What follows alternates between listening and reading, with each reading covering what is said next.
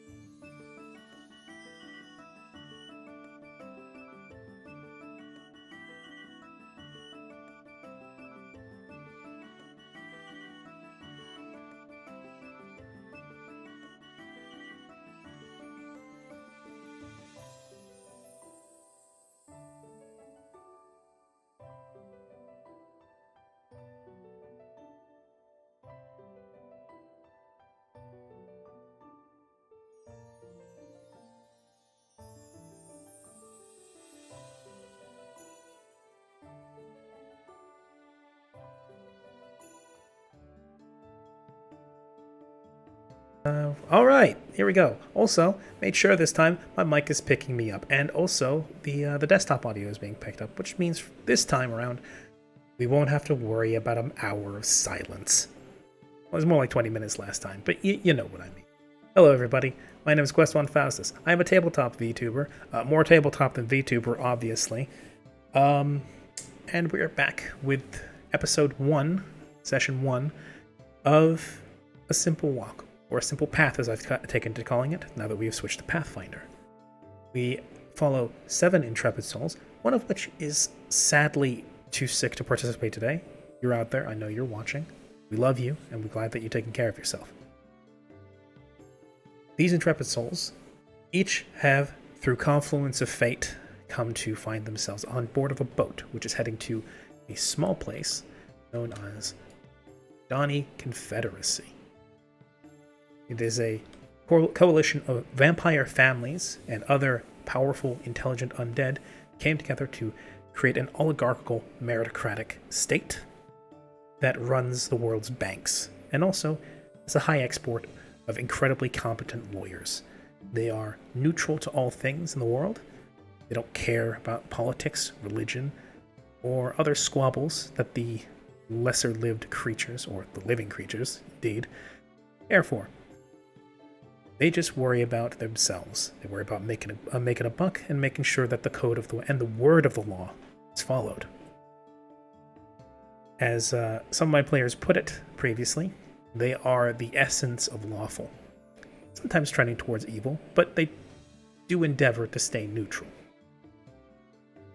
Our players find themselves on the, I was going to say path, but boat is more accurate, and doesn't that terrify them? Being on a boat for the second time, running through this particular stretch of water. Last time this happened did not end very well. Indeed, that's where the last campaign ended, but that was not the reason. That was other extenuating circumstances.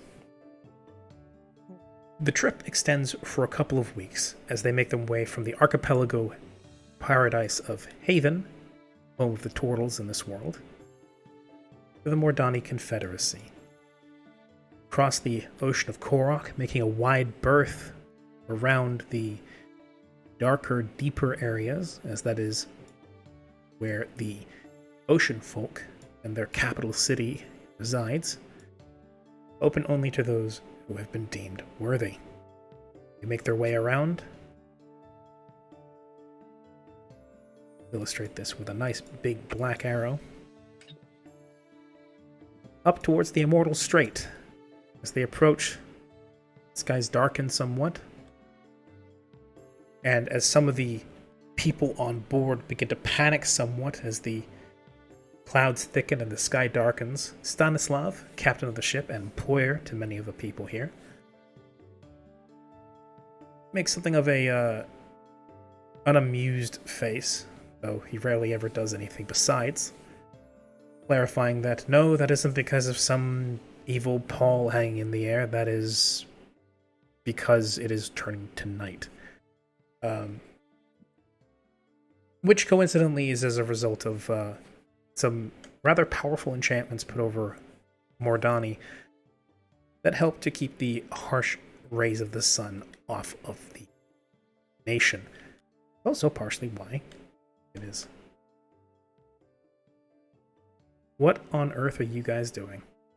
we were trying to order. that did not work. I love my players. My players are great. we were letting you this. too. We love you too. We were letting the scene get set. Mm-hmm. I look at the Roll20 chat and it's like, God. So. Oh my God. I thought there was Morse code in the Roll20 chat for a sec. I'm like, what the hell? I see black and red. And it's like, what on earth are you doing? My man It is Among Us. I don't He see. drew the crewmate. Yeah, fun fact: it's scrambled in the Yeah. stream. That's why I was confused at first. I'm like, what is this abomination? You Yeah, need to it's make just- the text box wider. No, It is the Among Us. Make it wider. no, Or pray how could Do you? it now. no. Aw. Oh, So I'm- the boat is approaching Mordani, which the thing that sticks out the most, besides the approaching spires and the Gothic architecture already evident in the harbor as of the approaching shore, is the massive castle standing atop a high rock here. Which I'll go ahead and loop. Goes in the roll 20. The castle standing atop that is the primary toll and tax station for this section of the water. Anybody who wants to get through to the Mirror Sea over here, over towards the west, has to pass through what is called the Immortal Strait, which is this section of water. To do so, you have to get past the Aerodine Empire and the Mordani Confederacy, who have some very powerful defenses in place, and to try to cheat them would be ill-advised. This is, at least according to history, the primary way that the Mordani got on their feet. They got the resources necessary to build their little bastion of undead and law. Approaching the Mordani harbor, you go through a series of at least a dozen rigorous security checks. The ship is checked inside and out. You're all screened. You are all scanned with various types of magic.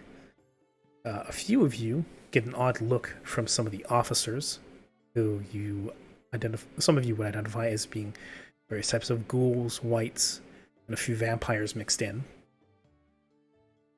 Not a shakedown so much as it is a very, very thorough inspection. Not quite the TSA, but close. mine. I was about to make a TSA joke. My mind. Better check my pockets real quick. Run your pockets. Have any weapons, knives, spell books, illegal contraband? No, but the girls stay on the bomb. Yes. So, Like just explodes. however, you all do pass inspection. I would say most of you, through one way or another, gets an odd look from one of the customs officers. Karya and his dragon, Jaco, for whatever reason, Flick, and Yes. Mallory, and Holo, and even Seren. But you don't know if this is because they're just being particularly skeptical or if there's something particular. You are, however, given a clean bill, and eventually the boat does move on to the next check, where it all begins again. And like I said, this happens about a dozen times. Just every nautical mile. Pretty much. Another lock you have to get into. At one point, you do pass up a river stream up towards one of the cities. And there's a lock. There's another lock as you continue going upstream. And you do notice the water level is going down and the land level is rising. Until you then catch glance of a town or city that seems to be entirely made out of Gothic structure. The entire town looks like it was made out of old cathedrals. The iron fencing and strong buttresses and granite and various other stone structures reinforced and girded with metal.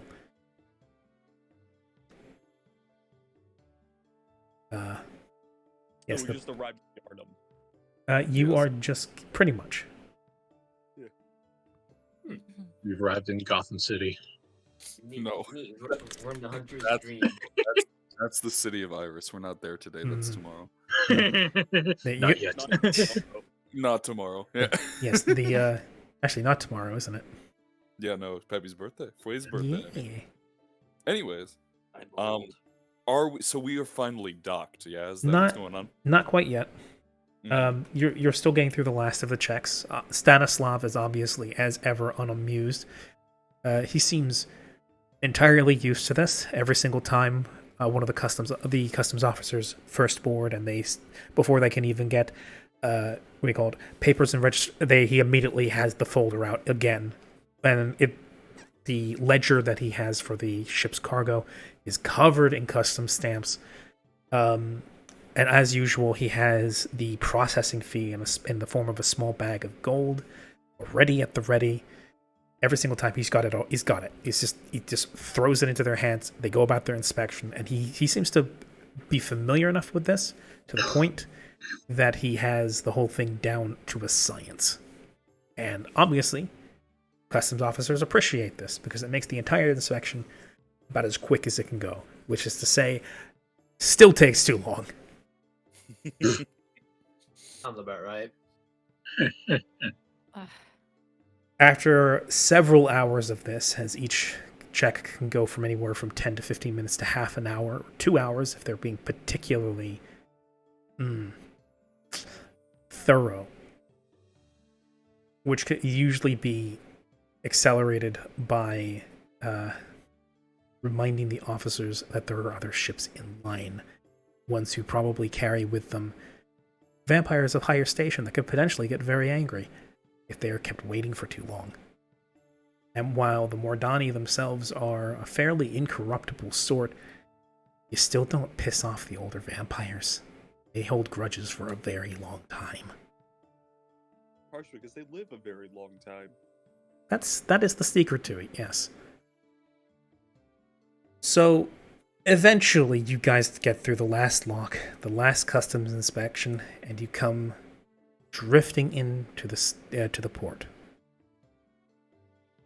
Anchor is thrown. Ropes are thrown onto the deck. The ship is tethered in place. Cargo begins to get unloaded.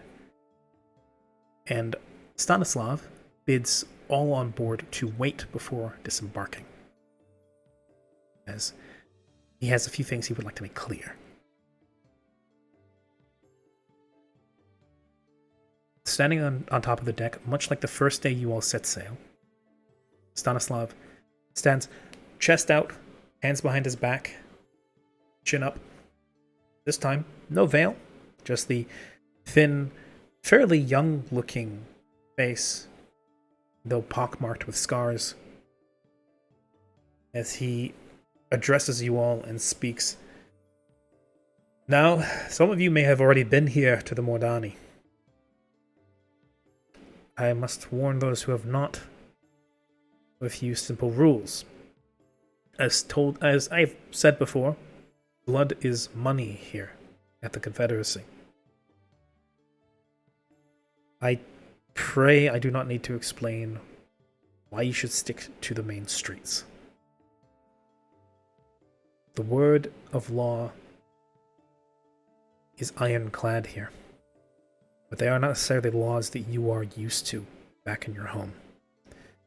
And for those of you who are particularly lawless in your handlings and are used to the freedom of the road, you may find it very constraining here, and I understand that. But while you are here, I implore you, pick up your supplies that you need, make your way down the main street, book an inn if you must, but make sure it is on the main road. And then tonight, when you have all your affairs in order, we shan't tarry here. Meet me at the northern gate, or be left behind. I am emphatic in this,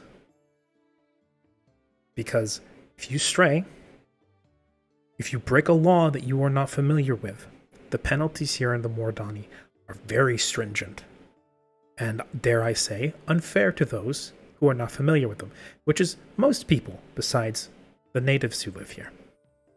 They are aware of this, and they will use it maliciously. You will find yourself bereft of all your belongings, begging on a roadside, happy if a vampire will take you in and use you as a blood bank for the rest of your life. Do I make myself clear? He will. Thursday. Michael nods. I As will. clear as, God.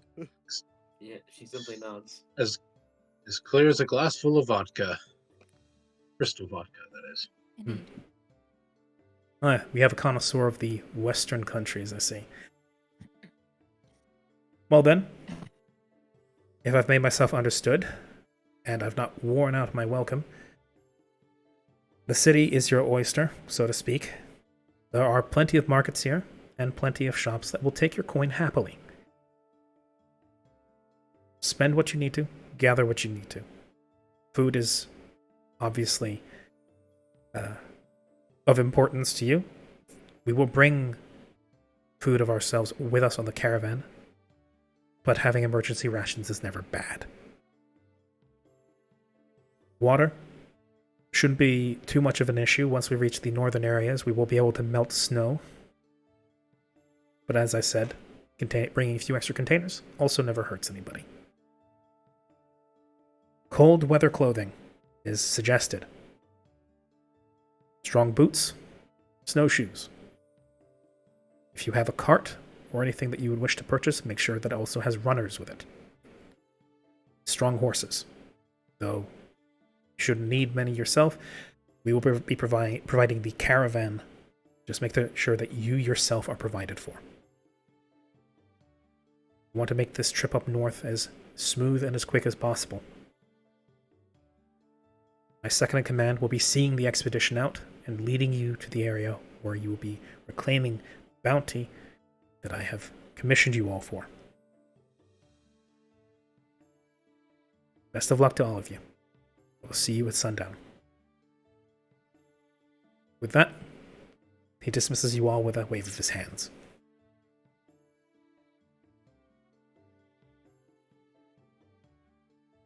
Well, I suppose it's time to get off the boat, huh? Mhm. People start to file down the gangplank onto the deck, or onto the pier.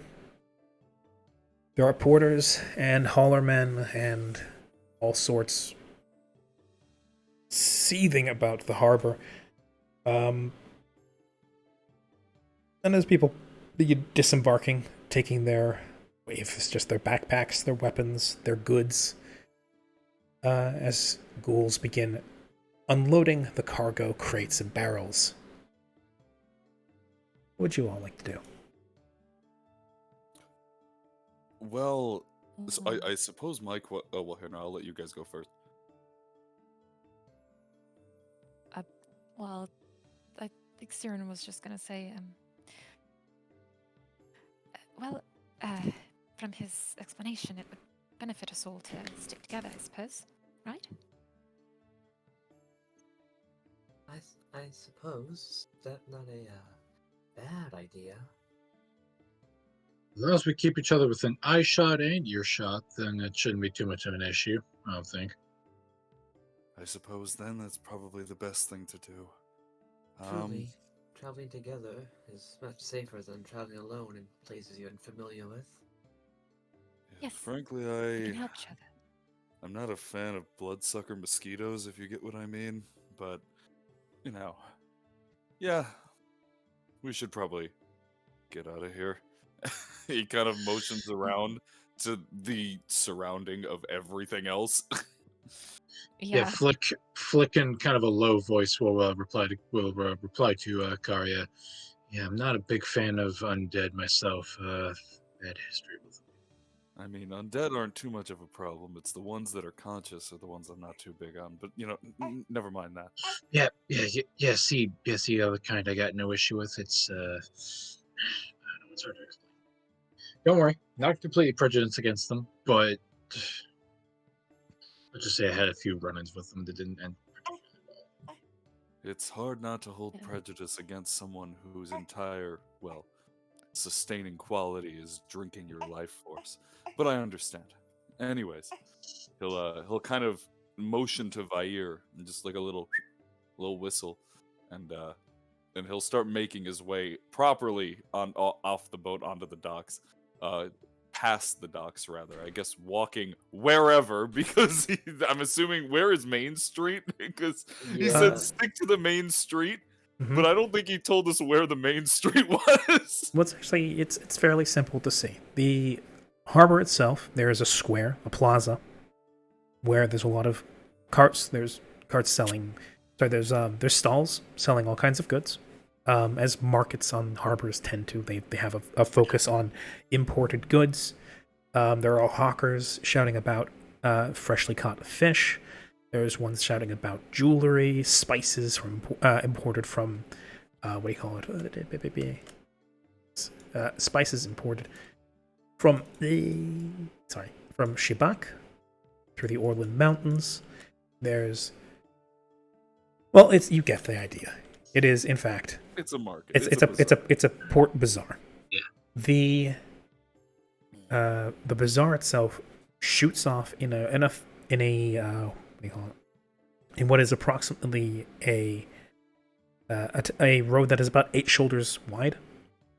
There are shops and windows and signs that loom over that street that then goes down to what is a traffic choked main road where you see carriages, you see pedestrians. It's obviously a very, very busy road. Seeing as it is just about coming onto nighttime, it is unless this is the norm, it seems like right now it's peak traffic time.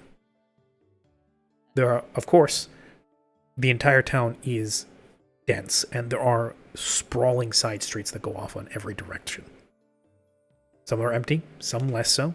Some have all sorts sitting on porch steps and stoops, smoking something, or talking with friends, or drinking something that looks vaguely red, thick, and syrupy. And some you just see what look to be beggars or homeless that are just curled up and pale wastrels, curled up under raw, tattered pelts and hides. But Main Street is fairly easy to spot once you've disembarked and gotten into the main plaza. As I have assumed all of you have sort of in a throng migrated your way off the boat. Yeah. As for a question that Flay just posed me. Fway. Hello. Yeah. You are considering buying a vehicle. Uh-huh. Okay. The question there is what sort? Stanislav did say that transportation and materials would be mostly seen to, but extra preparation is never bad. What are you going for? Because there's a difference between like a wagon, a cart, carriage, that kind of thing. What I'm thinking about getting or whatever, if at all possible, is something like like one of those Oregon Trail wagons. Like they're pretty sizable. They're pretty. That would probably be. I'm gonna say. Let me have a look. At seats. Just somewhere we can put like a lot of supplies in, if need be, if someone needs to sleep back there or anything like that, that can be done as well. How many people are you looking to seat with the wagon? Other than us, who's all coming with us besides Stanislav? If he's even coming with us in the first place. Yeah, actually, he didn't really make that clear. No, I mean, he said He said at the No, home front. He did say Yeah. he did say he would be sticking around, and that his second in command would be leading the expedition north. Correct. Okay. Not counting that they would also have their own accommodations from how they made it seem. Mm-hmm.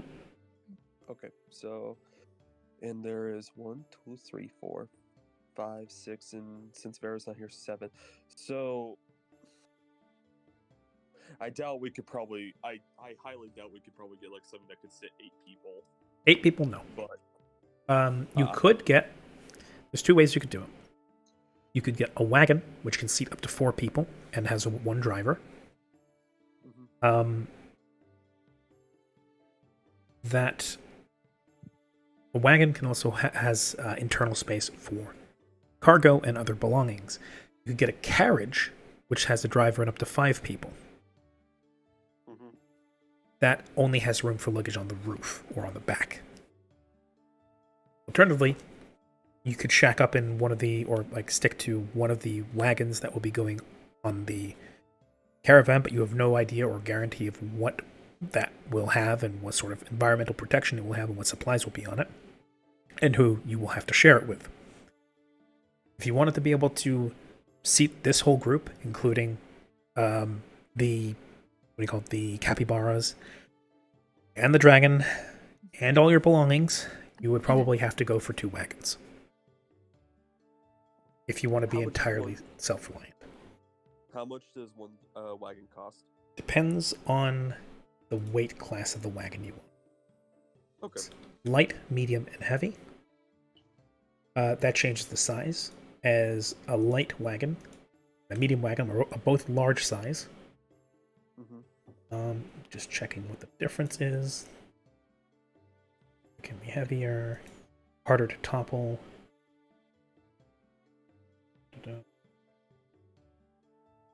I'm sending you a shocking list. No.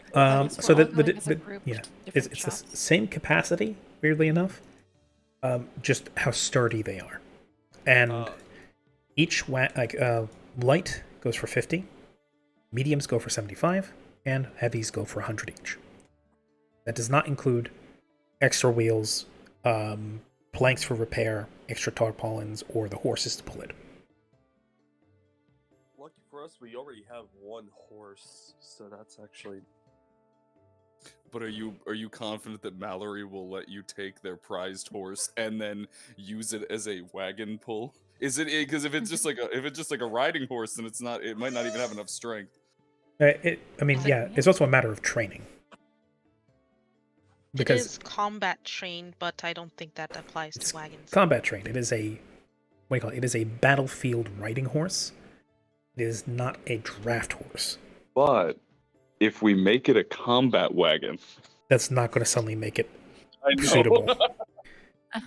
So if we put swords on it, then the combat horse will be able to pull it.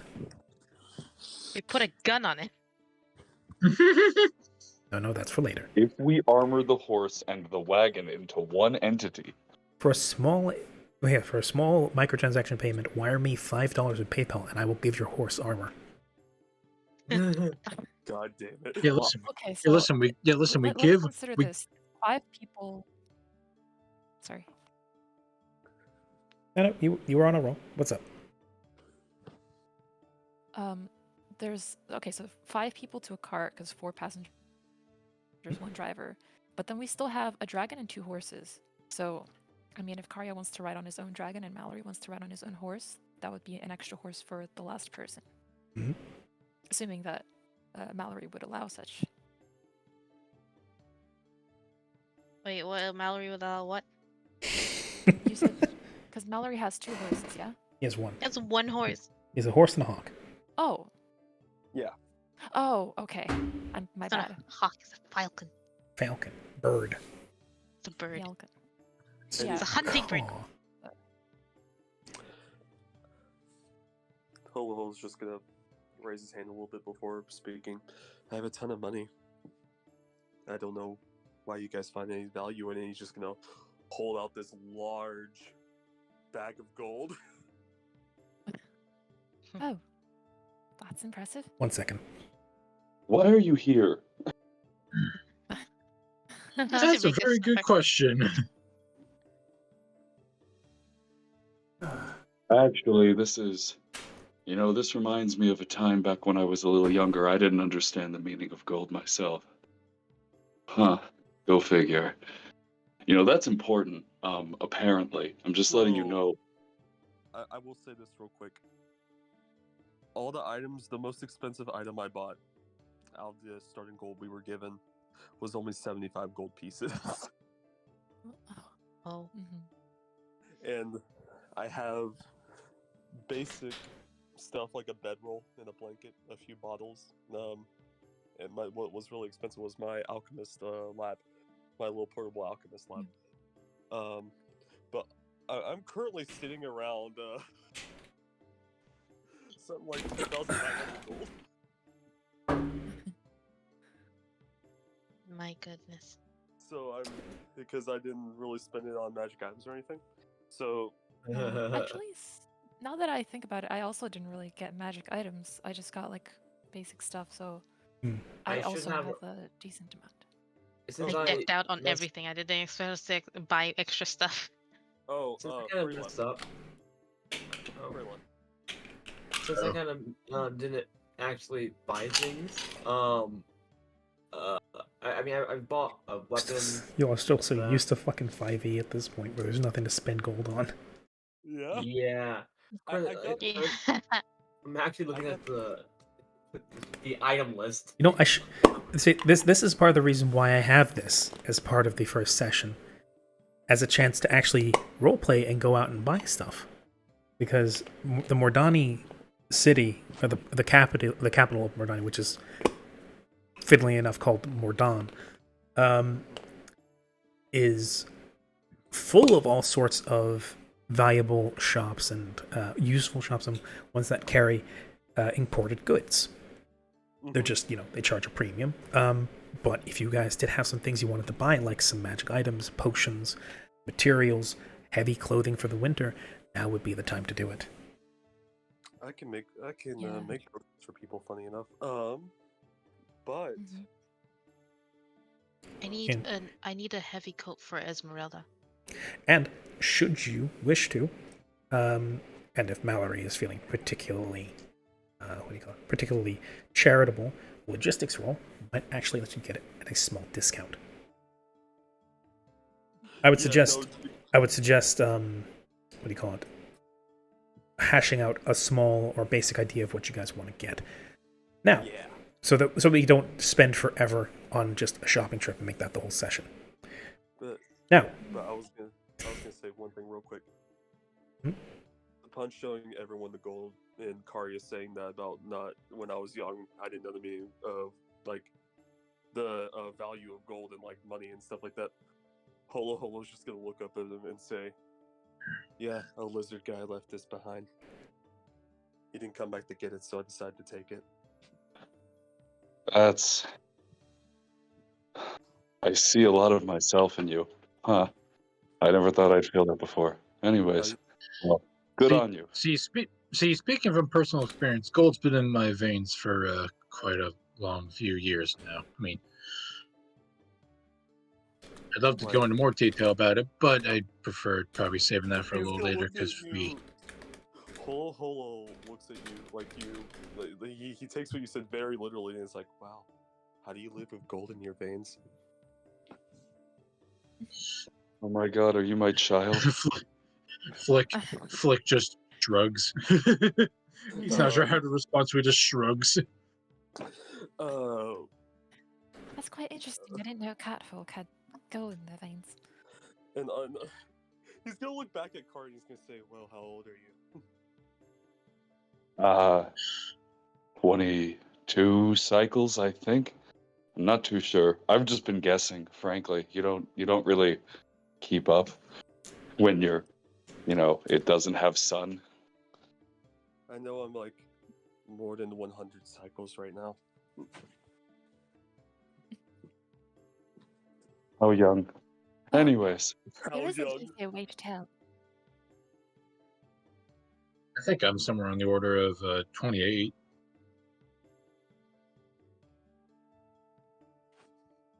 Anyways, resisting so hard to just have a vampire walk by and go, amateurs.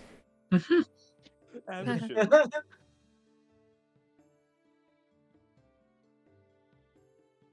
Anyways, I think getting one of those wooden vehicles over there, he's gonna point to a wagon that's probably like passing by, would be a good idea. It would. Definitely consider getting some clothes for the climate. Yeah. I have a question based on the mechanics. So a cold weather outfit. Would that mean that if you're traveling under cold weather conditions in a cold weather outfit, that mean you're no longer traveling in cold weather conditions? So can you repeat that? For example, the horse gets a sort of a crutch when it's in cold weather. It eats 1.5 times the amount, and can only travel 6 hours in cold weather. Would the coat or would the outfit resolve that? Let's have a look exactly what the coat does. What's the name of the item again? Would it Heavy coat or? I don't know. I know that the horse gets one, but I don't know what it's called for a horse. Normally with putting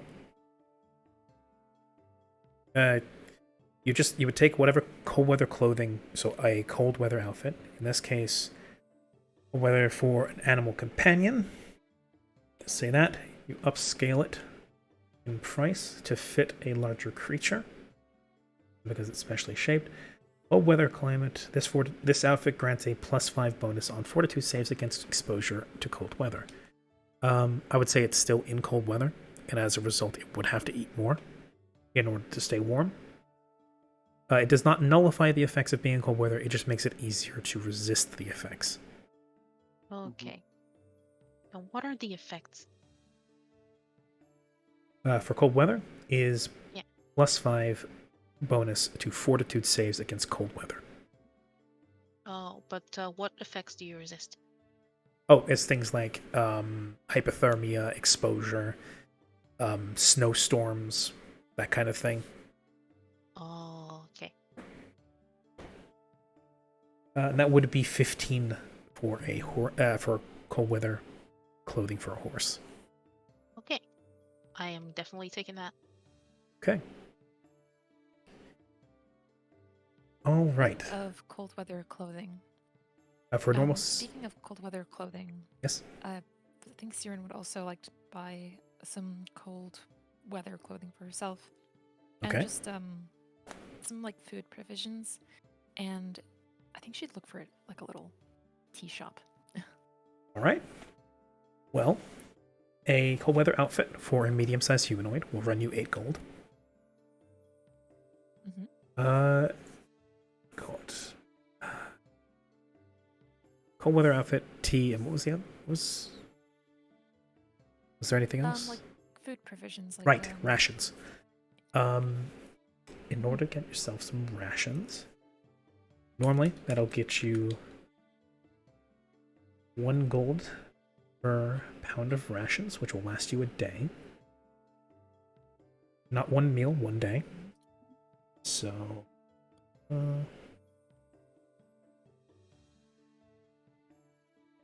best part.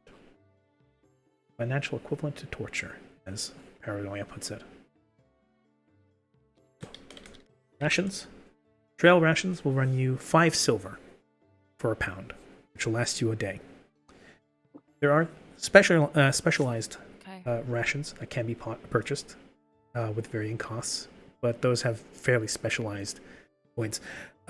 If you wanted to get yourself a proper meal or the ingredients for a meal you could cook on the move, you could also do that, but that would require preparation where rations can just be eaten out of the whatever they're stored in. Yeah. So, okay, so for the weight of rations, it is 1 pound per day of rations. Do I know how much I can carry? Yes. But how much do I know how much I can carry before I start getting over encumbered? Well, would it be light load? Light load would be how much you can carry before you start suffering any penalties. Then once you go over light load, you're in medium load. You suffer a small penalty. Heavy load is when you start being like, you can't run, you can't you suffer a big penalty to your jumps and stuff. Yeah. So I think for rations, she'd purchase.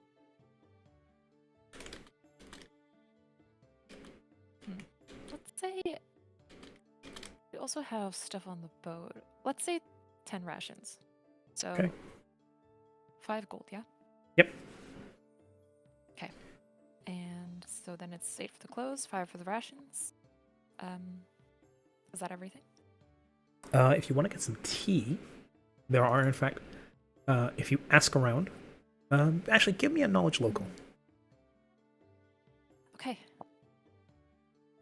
Knowledge local is basically a mixture of being able to, what do you call it, talk to people and find things out, and just knowing stuff about an area. Ooh, nice roll. All I right. got a 21. Very nice. Okay. So.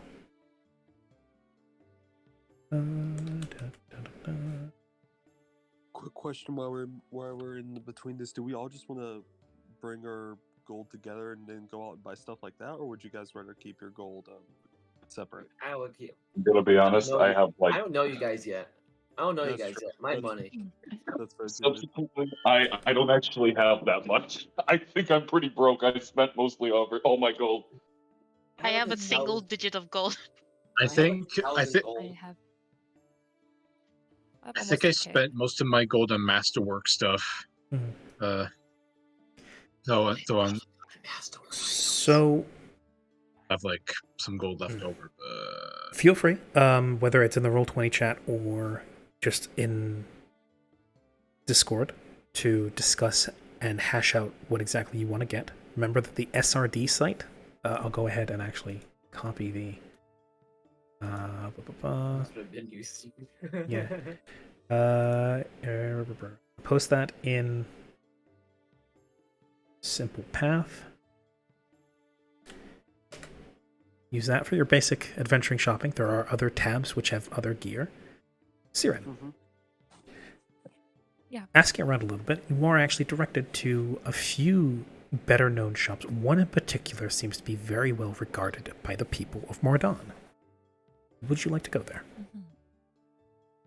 Yes, I would.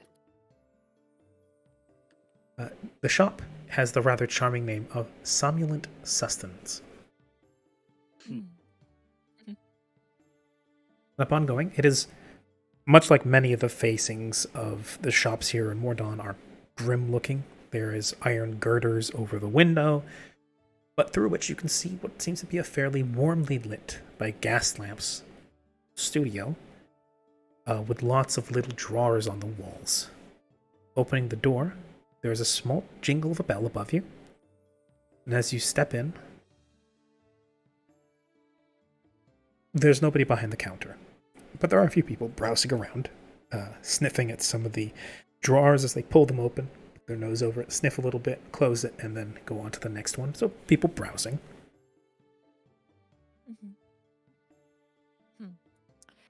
I think I'll just browse along with them, specifically looking for any chamomile, lavender tea. Chamomile or lavender. All right. Perhaps both. All right. So, how would I do this? You have a praise or knowledge nobility.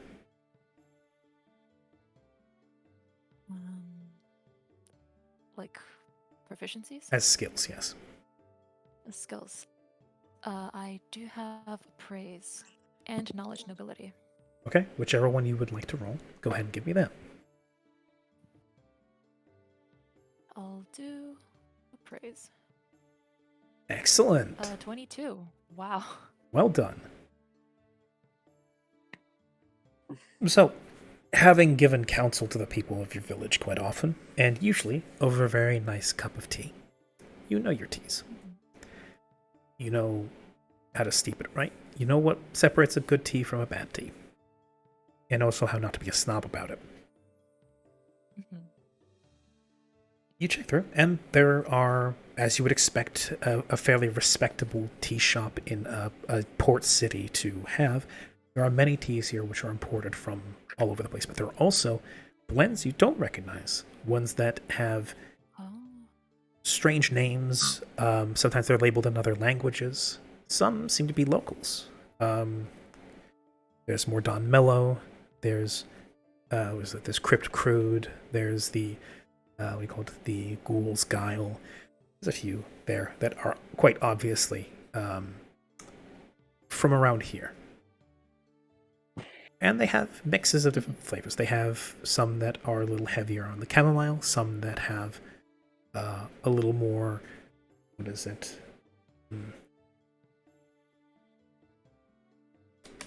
forget the name of the orange again. What's it called? Bergamot. A little bit more bergamot citrus in there. There's a nice interplay, and many of these blends are quite pleasant. You also, behind the desk, see some interesting blends, ones that are kept behind the counter, and for obvious reason. Ones that you are fairly sure are not just tea. I see. You would, however, whatever you're looking for, be able to find it here. Yeah. They selling drugs. Specifically, there's I see. 2 that catch your eye behind the counter. Mhm. One is called Sears Tea.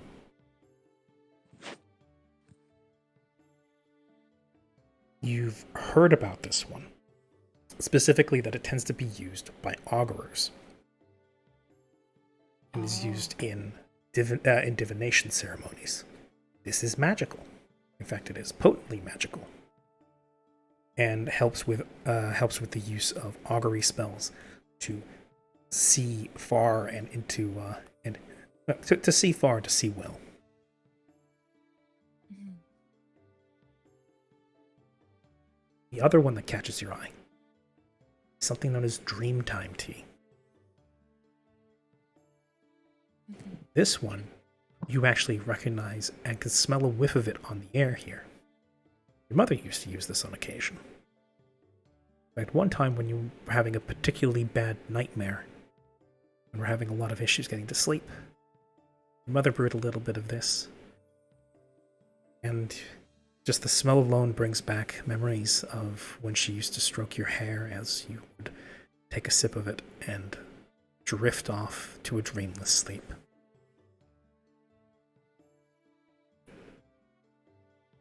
See. Huh. So I think after like entering the shop and browsing it around a bit and seeing these different flavors and blends, and then eventually approaching the desk and seeing those 2 behind it, she would immediately take interest in both. And for the Dreamtime tea, she'd recognize the smell, she'd get a whiff of it in the air, and she'd sport a little smile across her face, kind of reminiscing and feeling a bit nostalgic. And immediately the smile fades into a more sad expression, which then transitions into a determined expression. And you said there was no one behind the counter. Is there like a little bell on the counter or There some is. kind of mechanism to... There's a little bell, and it's rather than one of those ones you hit and it dings, it's actually one with a little handle that you jingle. Right. So she'd grab the handle and jingle it to summon a clerk. 1 minute! Oh, all right. It does take about a minute, and then you hear the sound of what sounds like pump heels hitting floorboards with a rhythmic tap, tap, tap, tap, tap. As a fairly stout-looking, pale young woman in pince-nez glasses and a small, semi-stained-looking apron, and her hair back in a rough tie, looking almost like a very short librarian, comes pacing in with several semi-translucent mesh bags in hand, which she, using a wand, is gesturing to some of the boxes and shelves, which then slide open. She gestures to the bags, they fly into the boxes, she closes them with a flick of her wand, and once her arms are unladen, she then goes over to the desk, begins walking up what is very obviously a step stool, and then is standing with her eyes about neck level with you. Possibly more like breastbone level, considering how tall you are. Which is still not very tall. No, it is not. So she is I see. quite minimal in size. She then stands and says, welcome to Somnolent Sustenance. How may I be of service to you? Service. Oh. Hello. I just, as a fellow appreciator of tea myself, I came looking for some chamomile, lavender, and I was actually surprised at the different blends you have here. They seem very local, very interesting. Thank you very much. We do endeavor to much- keep a diverse stock here. Yes, well, that's very good. I'm always looking for new flavors. Specifically those two, and she'll gesture to the two that she took interest in. How much for each of them? Oh, we have a connoisseur. Very good. You said you were an enjoyer. I didn't know you were quite that knowledgeable. You have a sharp eye. And she then sort of dismounts from the step, goes to move the chair, then realizes, pulls out her wand, and then again gestures at the two, for her about 3 times her height, shelves on the wall, these little sliding box shelves, and then slide out halfway, and then little sachets, those silk pouches that are sort of translucent. You can see the tea leaves within through the warm gold gaslight that then allows you to peer through the semi-opaque cloth. As that then floats down into her hand, and then she puts one sachet and then the other in front of you. She says, the Dreamtime tea, which is, as I'm sure you know, beautiful if you ever need a proper night's rest. I don't recommend using it too often. It is known to give vivid dreams to those who are unprepared, and carries with it a slight after effect which can linger for a few days.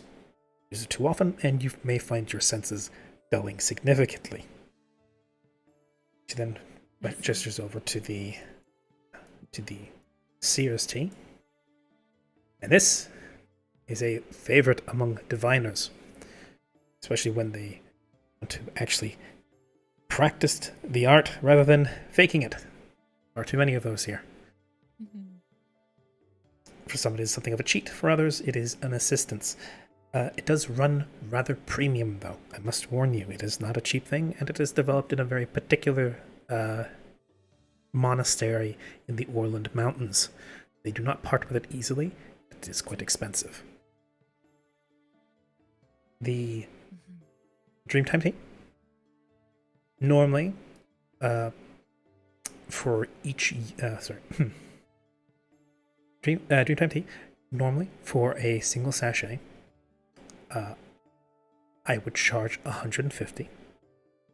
However, for you, my dear, considering I seem to have found a fellow enjoyer and connoisseur in you, I'd be willing to bring it down to 100.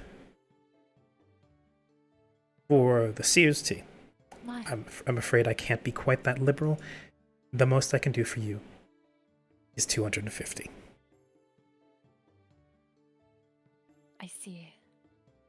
Well, I appreciate the discount for the Dreamtime tea. For one sachet, how many servings of tea, how many pots of tea would you say that they equate to? You could brew a single pot of tea, and the single pot of tea will get you, if you don't water it down too much and risk losing the effect, could get you about 4 cups. I see. For the Dreamtime tea, I'll take 2 sachets. Oh. And for the other one, I'll take 1. Very good. And I must reiterate this, as you, obviously, by the healthy glow you are giving off, are one of mercurial blood. Do not use this too often. She gestures to the Dreamtime tea. It has effects, and I would be careful. I know far too many who become reliant on this, just to stave off the nightmares. I see. I don't rely on substances too much to stave off nightmares, believe me. I understand. Thank you for your warning. Always, dear. And she'll gesture over and bring down one more sachet of Dreamtime. Close the box with her wand. And she'll have the 2 sachets of Dreamtime and 1 sachet of Seers sitting on the counter. And says, as soon as you produce payment, I will be more than happy to part with these. And I do hope you enjoy them. Thank you. And Siren would also gesture to the kind of shelves behind her for where people are browsing, and she'll say, and if I could also get a sachet or two of your local blends, and perhaps one of chamomile and another of lavender, if you have any. Considering the You know, bulk more that you are, average teas. considering how much you are buying here, and how much you are spending, as much as we do operate on a premium, we're not a casual enjoyer's shop by any means. Oh, I see. I am willing to bundle those in on the house. Oh. As a matter of Thank you. fact, I will go and select them myself. My only request is, I see that you are quite obviously a traveler. I do not know where your travels may take you, but I do so rarely meet someone of that profession who likes to take things slow now and then and to enjoy a nice cup of tea. So my one request is to come by again. I do hope I can enjoy your patronage, and if ever you should find something interesting, find a new blend, I would be overjoyed to sit down and discuss what you found over a nice steaming. As she gets off of her step stool, she goes behind, like out through a curtain, through a back door, into the studio behind the shop. About 5 minutes later, she comes out with a small teak box, a sliding top. She opens, and inside you can see, neatly organized, are several rows of tea bags and small pouches of loose leaf tea, in which she also then puts in the Dreamtime and the Sears, slides the top closed, binds it closed with a ribbon,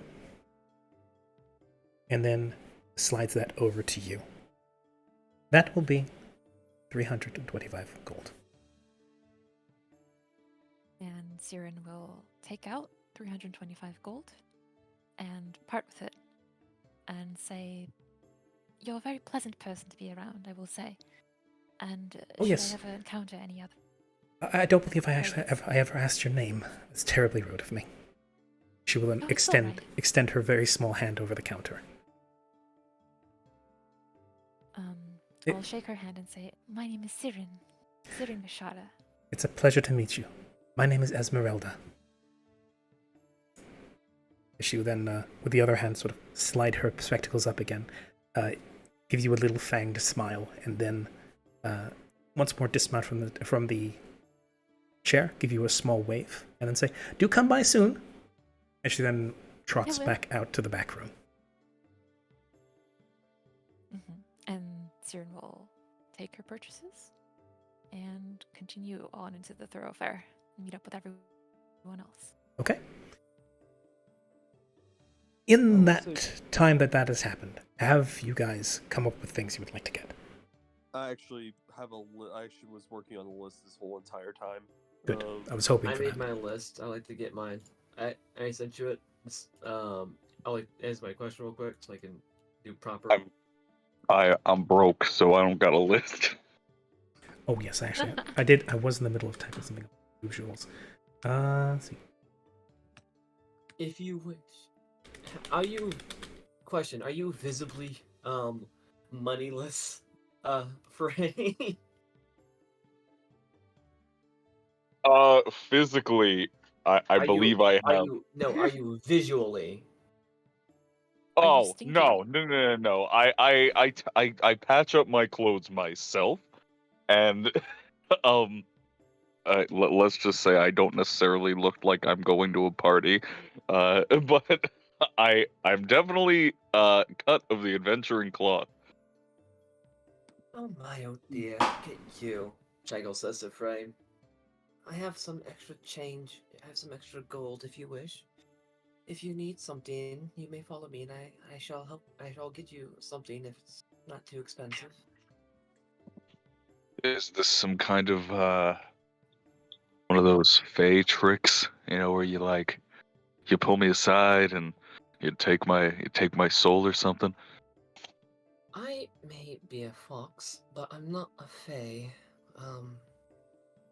I'm a woman of the cloth. Why would I ever do that? This berobed woman is in fact look like some flavor of nun, though not that Karya would be too intimately familiar with that concept. That's true, I guess.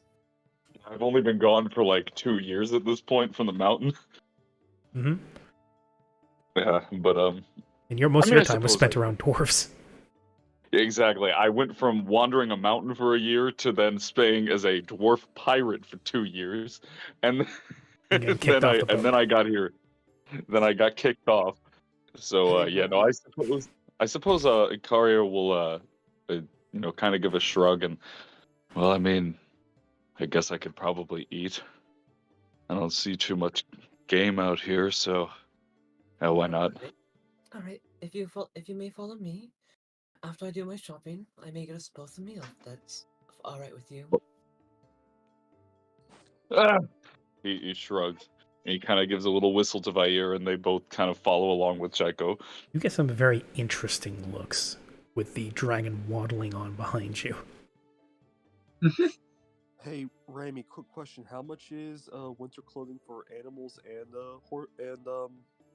me, a holo holo? $8 for a medium-sized humanoid, Actually, so and 15 for what do you call it? Normally, originally when it was priced out, it was done for larger creatures, but now the price just kind of accommodates for custom tailoring for odd body sizes. Mm-hmm. You want to get winter clothing for the capybaras? Both of them? That's going to be 15 each. And you're probably... Is that the price for every type of animal, though? Yeah, pretty much. Unless they're, what do you call it? For every size category larger than large or smaller than small, that does double the price because of the finicky tailoring or the increased amount of materials that need to be used. So if, for instance, if for a huge creature, it would be 30 gold. If it was for a tiny creature, it would be 30. Say, like, a winter coat for a cat. By the way, good luck getting on a cat. I'm just saying right now, all the shit I'm buying right now is just like basic survival equipment and just a lot of stuff that's gonna Also, help us out. getting something shaped for a capybara is you're gonna have to wait a few hours for them to custom tailor it, which is a good thing because you're not meeting up until nightfall. If you take a gander at Denver, that's basically what I got. All these essentials for camping, essentially. I should get a fishing rod, actually. Just ignore me. Rami, I'm going to get more. I just want you to keep this in mind, but this is my list currently. Boy. Alright, so while you guys do that, is it safe to say that Chaiko and what's his name? Ikaria. Karya. He's one of the few people who didn't change from last time. Listen, I'm doing math, okay? But I'm guessing just me and Karya go off to do my shopping and then meander around to find food. Second. Sure, one thing. Okay. Actually, so you're getting some. Actually, if you guys are willing, Flick will be wanting to come along as well. I mean, if you ask, Chago will certainly say, "Oh, not Yeah. an issue." Yeah. Flick will hold up a hand and say, "You don't mind if I tag along, do you?" Oh, no, not at all. Just like I said, in case you didn't hear me, I have to do some shopping first, but I don't mind the company at all. No worries. Besides, we stick together somewhat. Hopefully, hopefully, Hola Hola doesn't stray too far. Judged by this crowd, anyway. I have my concerns that he's probably going to end up somewhere. As to where, I can't guarantee you, but he probably won't be too hard to find. He's got those two weird things with him. Yeah, Holo Holo's not even there with you guys anymore. I mean, to be Oh. fair, Karya sticks out like sore thumb thanks to his companion. He's 7 feet tall. He's a dragon man, and he also has a dragon. Definitely does not fit in. Okay, so I was just making sure of something for Holo Holo, your shopping list.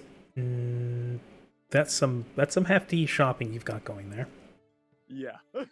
That's going to take you most of the day. It will probably be what do you call it? It'd probably be prudent if you got the clothing commissioned first and then went out buying the other stuff. Yeah, that's essentially what he's gonna go do. And you're effectively buying 2 Clydesdale horses. Uh-huh. Because there are several categories of what weight class a horse falls into. One of those is mammoth, and that is what our friend Holo Holo is buying. Mammoth are described as being the largest sort of horse, heavyset and cantankerous, the exact word they use. The mammoth is the tallest of heavy horses, over 17 hands high at the withers. The eyes of these cantankerous but intelligent mounts give their owners hints that they know more than they let on. It's afforded a particular fondness with the jack because of their comprehension. So rare are these beasts, only a dozen are in each country. Considering the continent you're on currently, though, they are far more common. They're still expensive, which is why you're paying so much for them. Mm-hmm. But these two bastards, when you go to the stable and shop for them, your head doesn't even come up to their withers. They are huge. They are Clydesdales on steroids. I like to imagine the owners like trying to show me around, and then Holo Holo just goes into these 2 huge. I want them. Horses. I want them. Excuse me, why? I want them. Throws them like a diamond, like a. Yeah. So. Right. Okay. Who shall we go for first? Holo Holo, you're going off on your own, correct? Yes. I'm still heeding to his warning of staying on the main path. Yep. Just to make sure, Mallory, what are you doing at this time? Since I am low on money and Mallory is the way he is, industrious as he should be, he's gonna look for a place where he can earn money. Oh, okay. So you're gonna see about doing a job while you're here in the town. What would you like to Okay, yeah, I think I know what to do here. Do you have knowledge local? Knowledge local. I don't have any ranks and it's not a class skill. Okay. Do you have diplomacy? Diplomacy, yes. Okay. I'll allow you to use that to ask around to see whether or not there's some people who are hiring for the day. Okay. Let's see. I'm going 14. 14. I'm going to assume you're going to want to apply your logistician profession. Yes. Okay. So you ask around. In particular, you ask for anybody who's looking for someone who can help with inventory and management. The one problem is that that's usually a long-term position in most companies, most industries. It is something that requires you to be there to oversee things for a longer period of time. You can, however, offer to do some short-term work in the form of bookkeeping.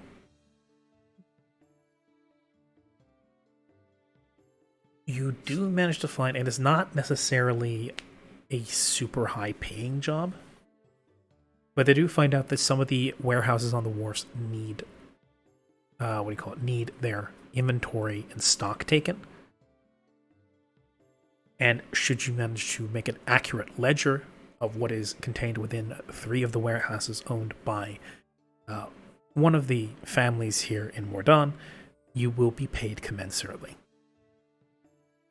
If you'd just like to spend the day doing that, you may roll me the profession roll. All right. I will.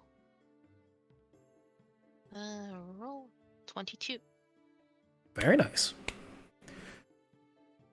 So, Mallory, you spend all your time coming up until sundown going through warehouses, jotting down what do you call it? Jotting down the inventory, checking in the boxes, making sure everything's there. Sorry? Hello? Frey, you good? Frey? Oh god, he's dead. Oh, he cut out. Sorry, my internet exploded. Oh my. That's not good. I'm back though. Good. That's better. All right. So, Mallory, you go through the warehouses. You navigate the high stacked boxes and barrels and crates and others. You tally sacks and note down how we call it import logs. Make sure everything's categorized, everything's neatly organized. You avoid some of the squatters that seem to have taken up place in some of the warehouses. How would you deal with that? Would you alert the security? If there are... Yeah, I would alert the security that there are some squatters. Yeah. In which case they are dragged out by their ears and put in irons and brought away. I very much doubt that Mallory gives a damn. Nope. I didn't think so. As they are hauled off, screaming about how they just wanted somewhere warm to stay. You get your job done, just as evening's about to fall. And given your roll, let's say, it's a 22.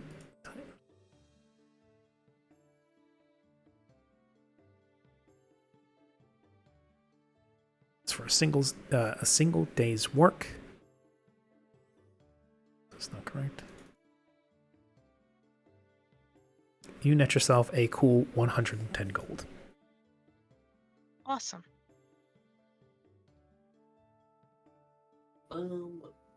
Quick question for you. Since I'm such a nice, caring person, how much gold is essentially food going to run me for essentially 3 people?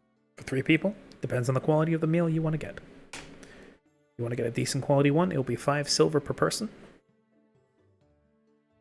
I'll get a decent one. Okay. So 5 silver per. Alright. That's whether or not you include the dragon in that. I do not, unfortunately. It's low on my pay grade. And then that case, it is a gold and 5 silver. A gold and 5 silver. As you stop at a fairly nice looking bakery on the street side.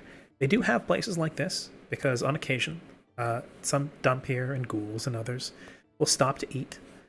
In fact, good nutrition is very much encouraged for the living here in the city, as well as for the vassals of the undead, because, well, the vampire lords do like having good quality blood to drink.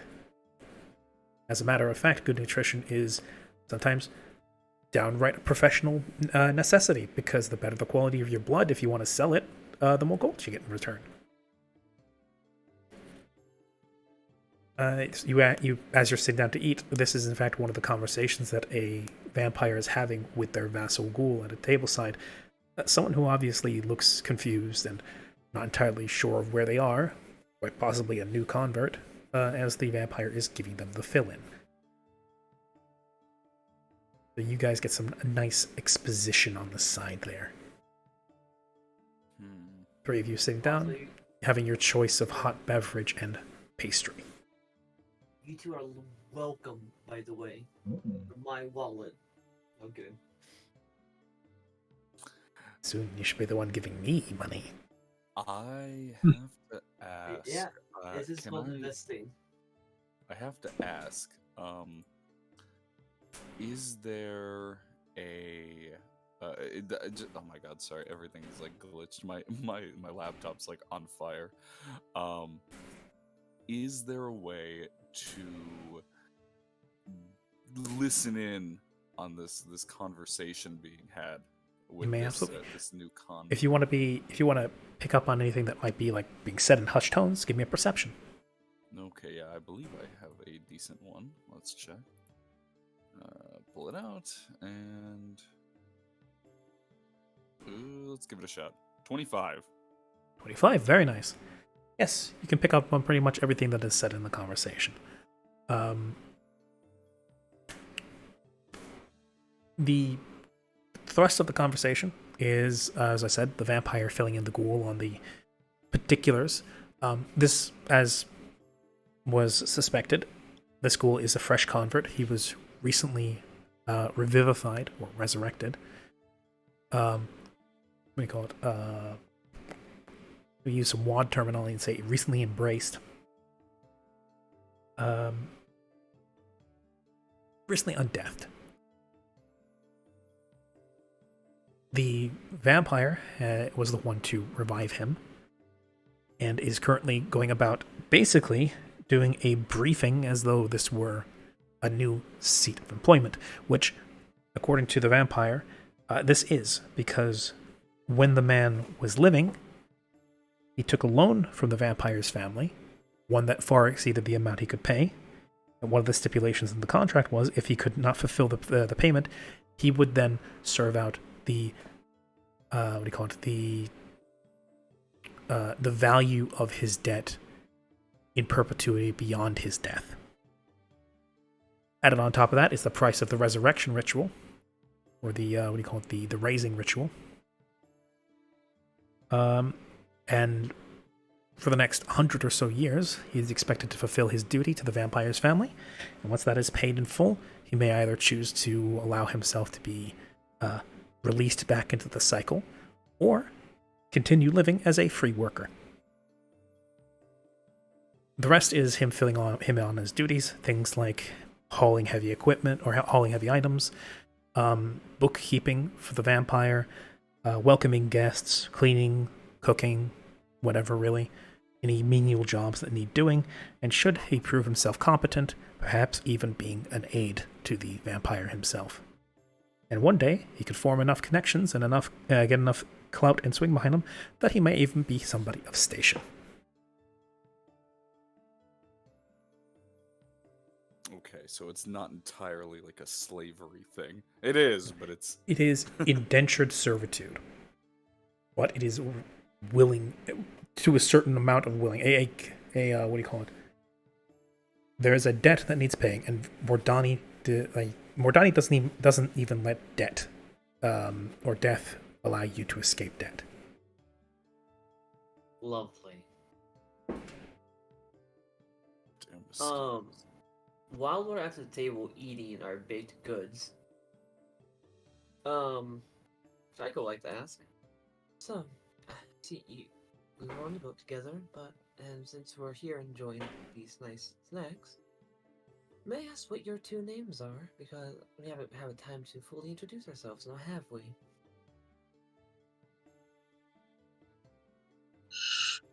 Flick will probably be chowing down on something chocolatey if he asks for it. Well, he probably will ask for it. We're at a big And in between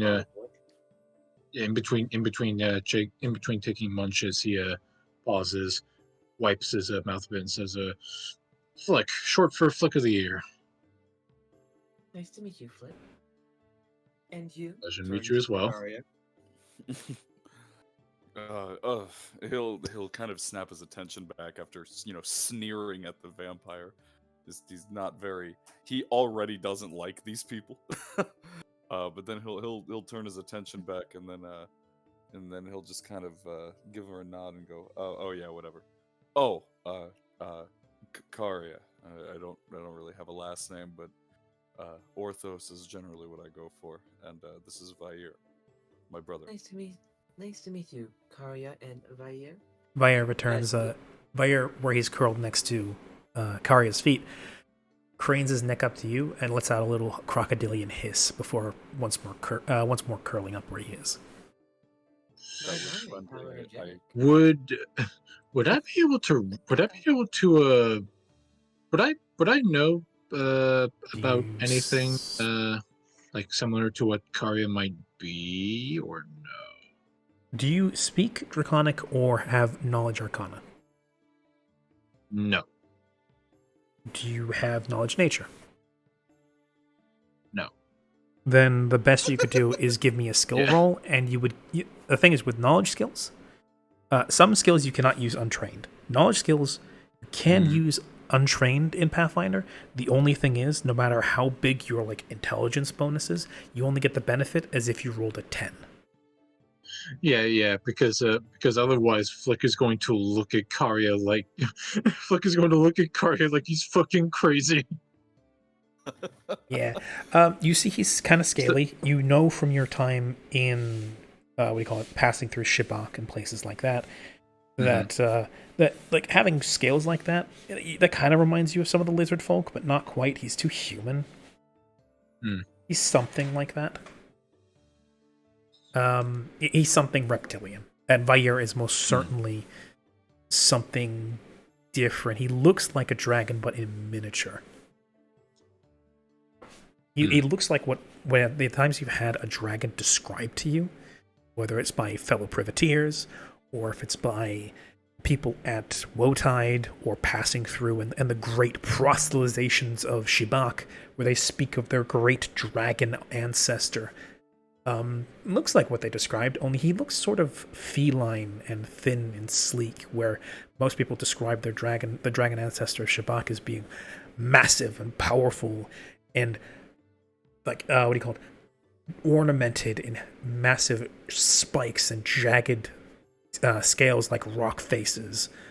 And yeah, he doesn't look like, he looks more like smooth and carapaced, with the gaps between the carapace having scales that are far finer. And yeah, he seems small and smooth and almost slick. That same characteristic can be said of, on close inspection, Karya's sort of reptilian features. The scales are small, understated, not very common, kind of speckled rather than scoochioned, and they themselves almost have a sort of shiny, slick quality to them.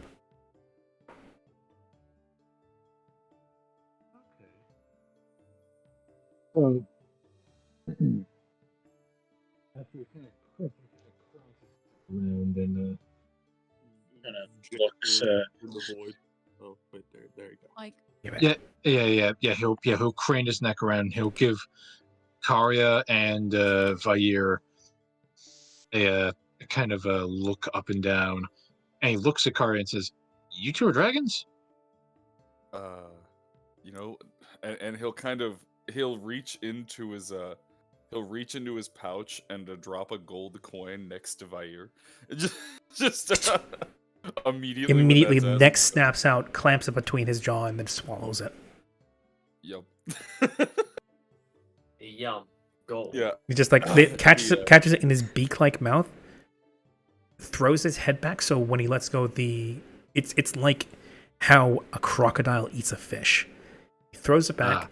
The coin flies up like a couple feet. He opens his jaw. It lands on his tongue, and then in a sort of bird-like jerking motion, the gold coin is then gone. Sorry, it's an inside thing. Vair and I always have 3 questions that always get asked to us, and normally if it's asked to him, I get a gold coin back. That's not really how it works, but you know. Anyways, yes, we are. At least by the standards of how most people see us. Normally we're either asked, "Are you a dragon? Are you going to kill me?" or "How do I get to?" Or "Are you single?" Which you get a lot of those. I'm not. Anyways, you know, it's. I've gotten the latter question at least a couple of times, but not very often. So I kind of get it, but he's trying to process most of this. Flick has not seen a dragon before, so he's just trying to take all of this in, and is woefully confused. Yeah, to be fair, I don't think most people have ever seen a dragon before, let alone one who's a human.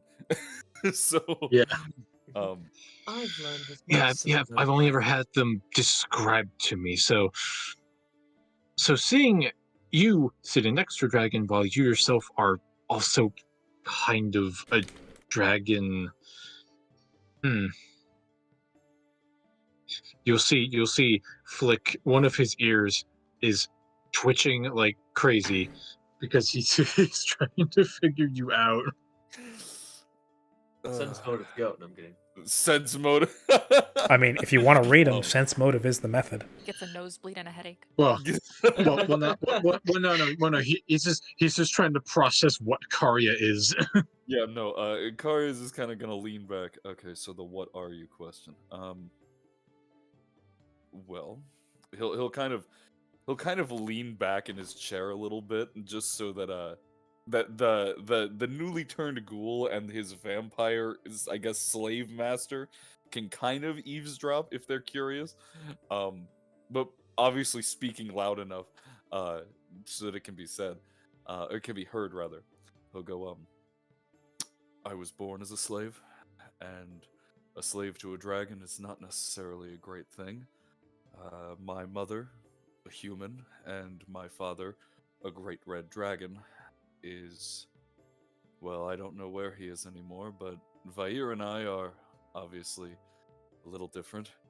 And let's just say that I have gotten plenty of interesting looks, and I've gotten quite a bit of a reputation.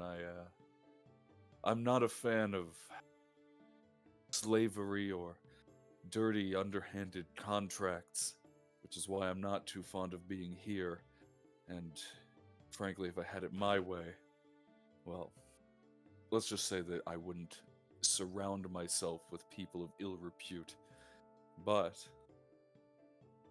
I sadly don't feel like ripping the arms off of a scummy vampire in the middle of the streets, at least not yet. Oh no. You're getting We some need to go on interesting silent looks. Yeah. See, I notice. I like to say Tycho notices and goes, hush now. I get your anger, but now's not the time to say such thing. Especially yeah, not purposeful like that. yes, Finding more than- I understand. I understand the not Stop liking antagonizing slavery the a bit. locals. I understand the not enjoying slavery a bit. Do not misinterpret me. But if I can at least offer some form of comfort in some form of way, well, as an old saying I've heard goes, the waves are always calmer on the other side of the squall. You know what I mean? I suppose I do. Plus, violence isn't really my forte. I don't take too kindly to... Well, that's neither here nor there. I'm just here for the job, and I don't intend to spill any blood on this job. Unlike most of my kin, Vair and I, well, at least I think Vair and I, have come to a pretty stoic agreement on that. But no. Yes, I'm a half-dragon. Vair is a full dragon. No, I'm not going to hurt you or anyone else unless needed. And no, well, yes, I am single, but no, it wouldn't fit. And also, I don't swing that way. That is all right. That is all right. I understand. Nor is he ready to mingle. I'm not gay, bro. I'm not gay. Now, But do you like being sucked? Now you be lovebirds. I think it's about time we get up and continue onward, shall we? Actually, before we continue onward, if you don't mind my asking, milady, what would be your name, since you asked for ours? Oh my, just want to ask for my name. Well, I gave that up long ago. Just for now, you may call me whatever you please. Just, names aren't suited for someone who wanders that much. Flick is going to look a bit passively for a moment and say, I'll have to get back to you on that one, right? You may call me priestess if you wish. You may call me Penelope. I don't know. Whatever, really. I don't know. Penny? Penny? Sure, if that's Not that one. what you wish to call. All right. Penny's a good placeholder. Sure, Penny it is. In for a penny, in for a pounding. Anyways. Continue. I'm not a Karen. Oh no! During that scene, That's what I'm calling you. I did actually roll for if something were to happen while Ikaria was doing his little totally not chewing out the town in totality thing. Whether or not Well, a then vampire maybe I Karen would've would approach. Oh, no, That would be no. stupid. Well, as you know, we don't have slavery here in Mordon. We have indentured servitude, and it's entirely legal. How dare you? No. I would What's it called? Then you have a foxy Karen, actually. So. Anyways, Karia will probably, because we've been here for a while. At this point, Karia's kind of gonna push himself away and roll his shoulders as he stands up to his full height. And then, again, I would assume would just come along. He'd kind of turn to the others and go, "All right, well, I suppose it's probably time for us to start heading back. I don't suspect that we want to miss our mission, considering that we took a ship all the way out here to do it." Good venture. We shall Yeah, be time is at least in some parlance of the essence. Yes, so dilly dallying isn't exactly a choice. Chuckle. Okay. And lastly, anything you guys want to purchase on your way out of town, if it's nothing too pricey or anything that is specifically called out as being like exotic or rare, you will be able to do so. Just subtract the amount of money. Hello. You progress your way through the town. First, you go and you commission the winter wear for Lolo and Paka. You get some for yourself, and then you set about having it, going and buying everything else. It takes you a good couple of hours getting all that sorted out, and then getting arranged for it all to be delivered and loaded onto your wagon, which you have also just purchased, and then buying the horses that will then also be loaded onto, be connected to that wagon. The one problem is the wagon you bought is not made for horses of that size. Oh. The horses are, funnily enough, too big to be rigged to that wagon. God damn it. Oh shit. At which point, as you bring the horses to draw the wagon out of the store, the storekeeper takes one look at them, strokes his chin. He is he's a small, portly man with a sort of thin goatee and again thin mustache that coats his upper lip. Strokes his goatee, grits his teeth, and says, "I don't think you're going to be able to get the cart out of the store. I think you may, dearest customer with your most discerning eye, I think, you did not purchase the correct cart. My fault entirely. I had not asked what sort of horses you owned." He eyes the horses, the stamp on their flanks, very obviously purchased just now. Because sort of like curls his lips inwards. Can you give me a sense motive? Hello?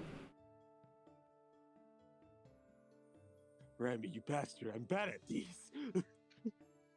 Where is it? Okay, it's right. Go figure. I can't see what I roll. Oh, 14. Yeah.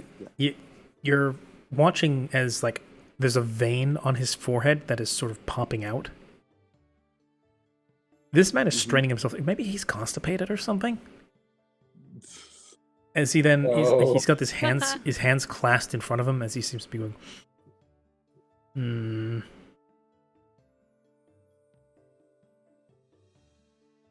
Are you okay?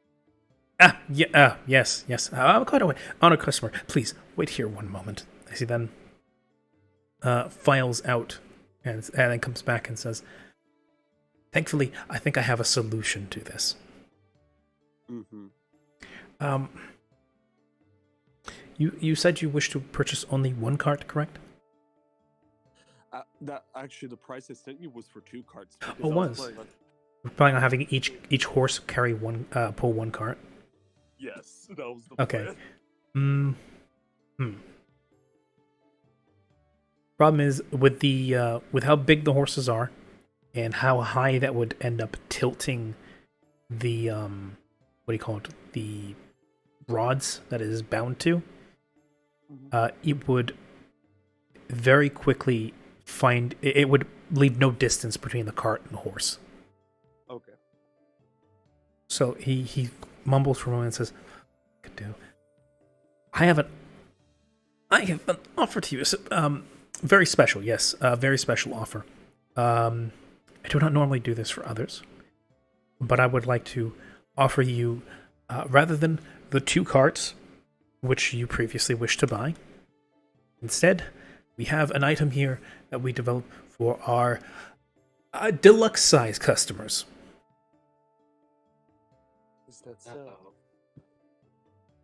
One that is fit for those of mountainous stature, as perhaps not in body, but obviously in wealth and character you yourself are." As he, Holo just looks at his rings on his hair.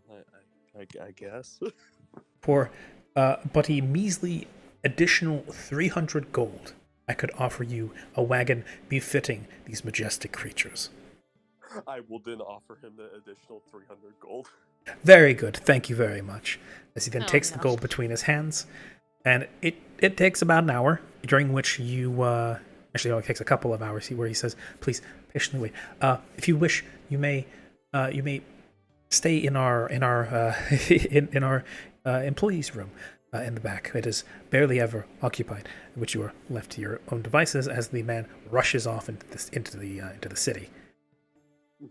A couple hours later, now with a fresh load of potion, which you have brewed yourself, which consumes, I believe, 25 gold if it's a Cure Light Wounds potion. Actually, I was gonna make unless I don't need to know the spell, I was gonna make a Mage Armor potion. Do you know Mage Armor? Yes, I do. You can make that then.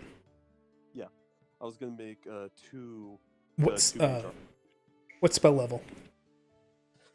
First level. First level? In that case, yeah, that'll be 50 gold in total, which will... Okay. Yeah. For the materials, you then instill it, and you have yourself a bottle of Mage Armor. Okay. And as you're wrapping that up, and you're bottling it, corking it, and you leave your alchemist kettle to cool down, as well as the rest of your alembics and drop bottles and stuff like that. The man, now looking considerably less put together, his hair is a little bit all over the place, his clothing is a little bit disheveled, he looks to have some sweat under his armpits, where his vest shows his now what used to be pristine white blouse. As he then says, "Honored customer, please, if you would step outside." Okay, I'll step outside. Standing outside is a wagon made for giants. Now, with both of your horses hitched onto it. Holy shit. The wheels are as tall as you are. How much? Oh my god. Out of character, how much? How many people can this hold, and how much inventory can this thing hold? Previously, for a heavy cart, I'm gonna say, I think a heavy cart's around 4,000. I just have to ask. Did they literally chop the wagons up and then How do just we get make on it? You don't know. a super wagon? You don't know. So, a heavy wagon, which goes for 100, seats up to 4 medium creatures or 1 large creature, and can have up to 4,000 pounds of cargo. This is a wagon made to fit large size creatures. It can fit up to 4 large size creatures or 1 huge size. good Vair has a place to sleep. The for himself. what do you call it? Since it is 4 medium to a large, that is, it can fit up to 16 medium-sized creatures. Mhm. Times 4. Yep, 16 medium-sized creatures. And if I got this correctly, the progression of weight tolerance is 2 times per weight category. So this thing can carry up to 16,000 pounds. The wheels and the undercarriage are reinforced with steel. So we The tarp on the top is massive. It has a canopy that could looks like it's made from very sturdy tarp. And the whole thing is the size of a small house. Quite honestly, not quite a small house, but It's essentially a shack on wheels. pretty much. Maybe not quite shack level, but like a gazebo. Okay. Lovely. It is sizable. It is strong looking, and it can hitch both of your horses. To keep things simple, you have a mammoth category wagon. Beautiful. I am then seeing that the stress I have caused this man, holo, not knowing the value of money, is going to tip him 200 gold pieces. Oh my god. Oh my god. I should have went with him, bro. You I have, shoulda went with in him. total, on the wagon alone, now spent 700 gold. Me, What the me who did. fuck? I didn't really use a lot of that 3,000, okay? But I will give him 200 gold pieces for a little tip. He takes the money, bows deeply, and says, "You are, as ever, most gracious, a wonderful customer. If you should ever need spare wheels or maintenance or repairs done, you know exactly where to find us." Okay, so we could actually make like a battle wagon. I was joking earlier, but like We Now can you make an could. APC. I'm not. But Hi. you have somebody in wagon. your midst who could potentially weaponize this wagon. I'm just- Looks at the AP. strange fox person. APC. Oh, no. APC. Oh, APC. no, I'm just a simple priestess. I would never do such things. No, never. Cancel the pain. We ride That's into battle. So So, you have your mammoth wagon and your 2 mammoth horses, and all your cargo, which has been reloaded onto this wagon. Which, I should mention, the cargo bay of the wagon, which is in the back, it's sort of a sunken section where all the stuff is put into. mhm. Like a quarter full. Actually, not even that. Like it's barely a drop in what your wagon can now carry. You are set. Okay, can I direct this wagon with my 2 new animal companions to the party now?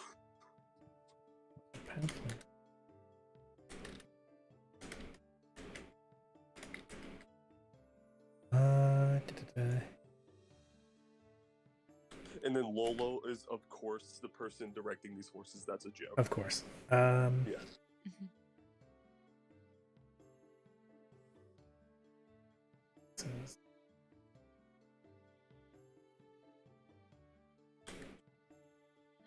Did you buy horse feed?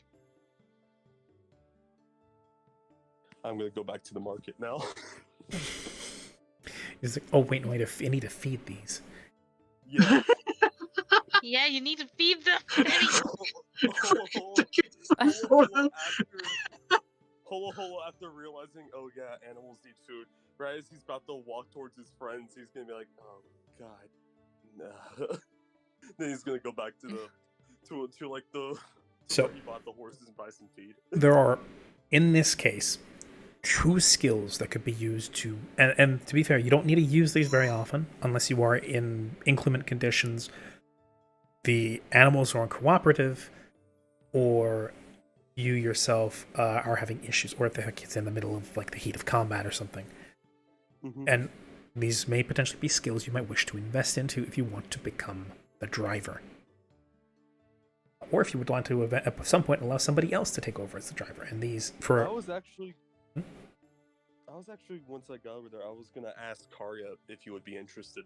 Hmm. But I he mean, told us To out of character, so people know, the skills used to drive a horse-drawn carriage or wagon usually are either handle animal or profession driver. I will let you know that my handle animal is a 9, is my roll. Yeah, it's way better than mine. Wait, I- animal handling? Was it? Yeah, my Yeah. animal handling is at a Animal- total of an additional. I get a +9 to my rolls. Animal handling. What Wow. was Right, it's mine? handle animal, so it'll be Regardless, an we'll, age. we'll role play it out when he gets back there. But Yeah. How much would you say for like Oh, a good amount of feed would be for these 2 horses? How much gold would you say it would be? Uh, Let me actually see horse feed. animal feed would be animal feed for a day. Normally would be 5 copper. Mm-hmm. Let's see. Where's Duncan? Considering how big these fucking things are, you might need to pay a little bit more.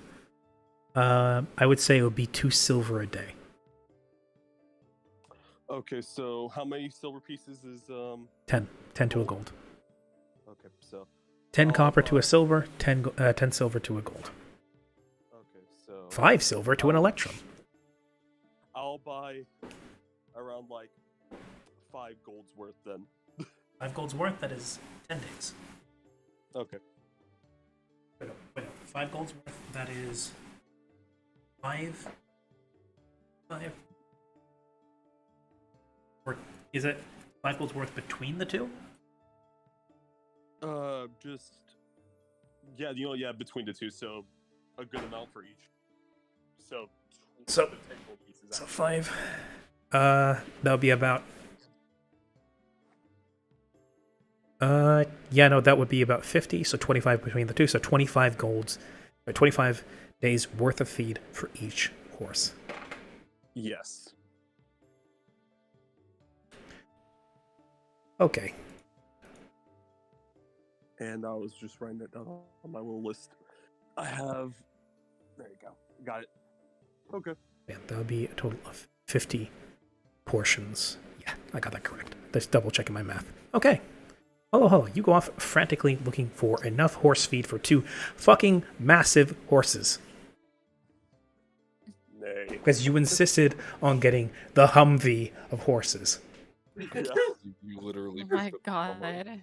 You literally So- you have a Hummer. Like You have the Hummer. You are the asshole with the Hummer sitting parked on the side of the street. Yo, I can't Okay, wait. so- Hey, can we get Madagascar in here? That's lit. We'll put it on the TV in the back. I like So, Remy, you remember how I bought a huge ass fucking van for my Shadowrun character? Yes. Now I'm buying a huge ass fucking cart or fucking carriage, whatever this thing is at this point. Wagon. A wagon, Yeah. yeah. Cart is the way it's separated in Pathfinder. A cart is just one of those open-backed, oh my god, cargo boxes on wheels that are drawn by a horse. There's a carriage, which is those we got a cabin on wheels, basically made for human passengers. And there's the wagon, which is the one that has the canopy and is made for cargo as well as Yeah. passengers. So yes. So you're seeing to that. The other 3 are the party of 3 are reconvening. Mallory is just about getting done with his shift on the dock work, now with some extra money in pocket. And Seren is. Can Holo Holo pick up Mallory if he's essentially walking by the area with the horses and the carriage? I don't know. Mallory, would you be okay with that? I think Mallory would prefer to just walk due to certain pride, but he's willing to just walk alongside. Okay. Okay. And for reference sake, your horse was moved to the stable at the northern gate, as that was the protocol for when animals were unloaded from the ship. Go. All right. So, one way or another, you all find yourselves heading after shopping is done, carousing has been had, and minimal issues were had. You all find yourselves at the northern gate of Mordan. Holo riding up on the wagon. Hey guys, I think I did what is it called? Overdoing it. I think I overdid it. Sitting. The after party. So, Oh. rolling up with a thunk of over cobblestones, then transitioning to dirt path. Coming out of the wagon dealership is Hummer. I mean, a massive wagon pulled by two very Large Hummer. all of you, besides maybe Hollow, who is Hollow. You swear these horses are giving you guys the side eye. As they come up, they stop, and then there's the sitting there, blocking out what is left of the sun setting, highlighted in the backlight by what is a dimmed out sun, is the bespectacled form of Hollow sitting in the driver's seat of a, frankly, ridiculous looking wagon. I should have stopped him. I should have gone with him. I knew I shouldn't have left him alone. I know how to My, those are. I guess I took the wrong children with me. Huh. My bad. Hello. Flick looks up at these horses wide-eyed and just silent in shock. One of them flicks its ear and looks at you, its eyes squinting. I flick my ear in return, and There's a little, and then snorts and looks away from you.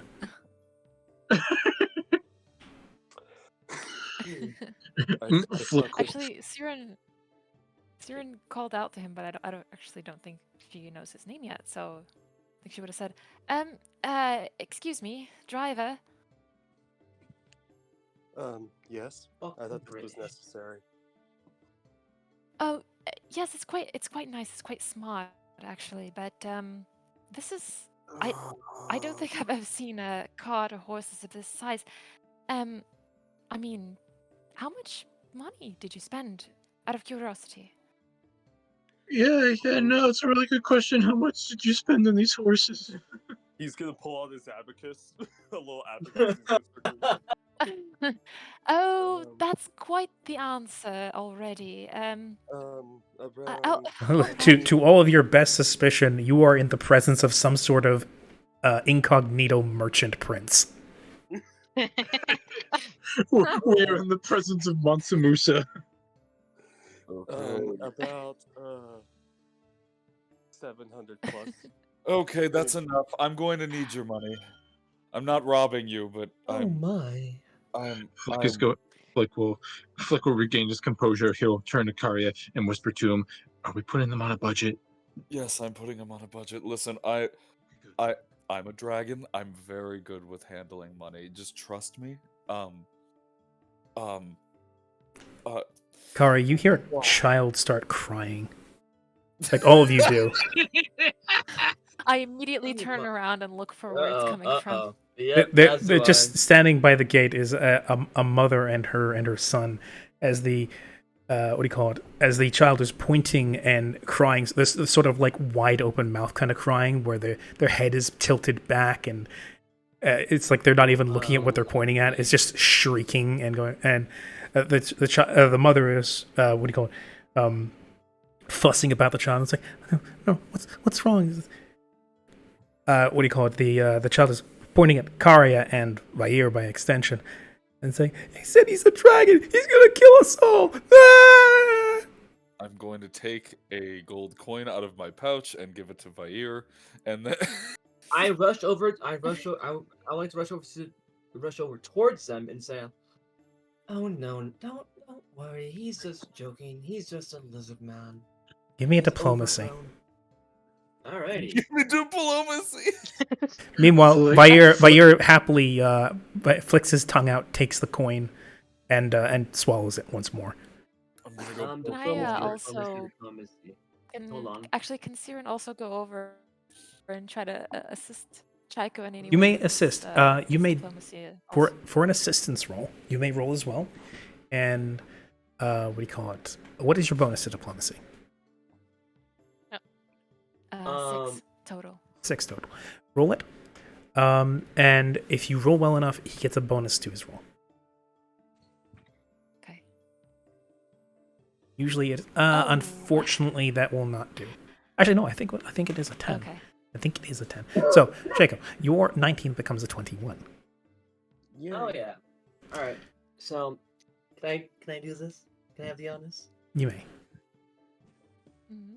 Oh my, Sonny Boy. Not Sonny Boy. Not Sonny Boy. Oh, don't you Sonny know? boy. Looks at the vampire Hey, child, Sonny says boy. son. I never said they were vampires. Oh, that's That's true. true. Oh my. I'm so sorry, little boy. My companion here, he only said dragon as a joke. He's not truly a dragon. Please trust me. If he was a dragon, I would be very concerned. But I grew up. I know this fellow from miles away, and I almost have you want to roll bluff for this instead. Yeah. if you want, I'll do it. Oh, do If it. you want, Do I'll it. Weave a bluff in. Just All right. Tyrion's not gonna help you lie. Because you are talking out your Will not ass. help you lie. In this case, you are wait. You're before it was a diplomacy to try and convince the child to calm down. Now you're lying. No. Oh well. So Oh, well.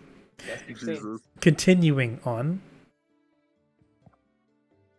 Don't worry, he's not a dragon. I've known him for a little whiles now, and is as timid as lizard pet. No need to worry. And she also says that towards the mother as well. Yeah, she's the mom looking obviously concerned and like picking the child up, cradling them with the child's butt in her elbow crook. Sort of cradles it and bounces them, and as the child sort of continues sobbing into the mother's neck, she looks to you and gives you a semi-concerned but also thankful nod. It's okay. After all, you've never heard of a dragon that small, right? It's okay. He obviously just likes gold a lot. And as she shushes the child and the sobbing starts to subside, the incident is averted, and the child gives you a silent nod as she then continues walking into the city limits. Thank you, ma'am. Sorry for the concern. Were this a younger Karya, he would have immediately gotten offended that you said small dragon, but he understands. Small lizard. Lizard folk. He's some sort of runt of a lizard folk. Yes, he's not even fully lizard. He's more human. Anyway, so this distraction has taken a little bit out of the wind of the sails of the, oh my god, hollow, what the fuck have you done? Once the child is out of earshot, I will then repeat, listen, just let me help you with your finances, please, because you cannot be spending that type of money willy-nilly. I understand you probably have a lot of money, but please understand that that is finite, and oh god, how did that one dwarf explain it to me? Shiny is important. People like shiny. Don't. His old gruff voice rings in your head. It's like, listen, boyo, the shinies are important, especially the tall folk. They love that stuff. We don't like to part with it, but if we give them at least some of it, usually way easier to deal with. They're way less assholes. However, remember, never run out, because if you're out, suddenly none of them want to talk to you again. Exactly. And I like to say to Karya, sorry, I have no what's the word? Not purpose. Reason? No. I have no purpose. I have no purpose. No purpose. You're irrelevant. I am an Hold on. existential black hole. What are you going for? What's the word you're fishing for? Like I have no mean to step in. I have no right. That's the word. Right. That's what I want to use. Excuse me. I may have no right saying this, but for the sake of not causing a conundrum, can you please keep what you are a little on the hush hush for a while? I know better not to pry into who or what people do, but when just a mere mention of what you are can cause a child to cry in tears. Please, let's keep it down for a little bit, please. It was a slip of the tongue. Is Anyways, it weird or apologize. what to have Jules playing one of the voices of reason? Ain't it? Yeah. Yeah, Yeah, it's very weird. Fuck It's you. very weird. No, it's Yeah, it's a welcome it's a- change. It's a It's a surprise to be welcome sure, but a welcome one. Yes. I hate you all. I'm sorry, you went from Also, I'll be right Lamusi back. to the amalgam. Yeah, that's true. We went from absolute crackhead to absolute shut-in anxious mess, and now you're. I mean, hey, I can't complain. Honestly, me Uh, neither. hey, I'm multifaceted. What can I say? I That's- can multi my characters. That's how it should be. Anyways, Speaking of which, these horses, they're side-eyeing me, I assume. Yes. Can I immediately lock eyes with them and try and just get them to, I don't know, Handle not animal be or intimidate. shitheads? Yeah, I don't want to scare them. I want them to kind of. But you want to fall in posture line. at them. Yeah, That would fall either into handle animal or intimidate. Let's Because do it sure as hell intimidate. isn't diplomacy.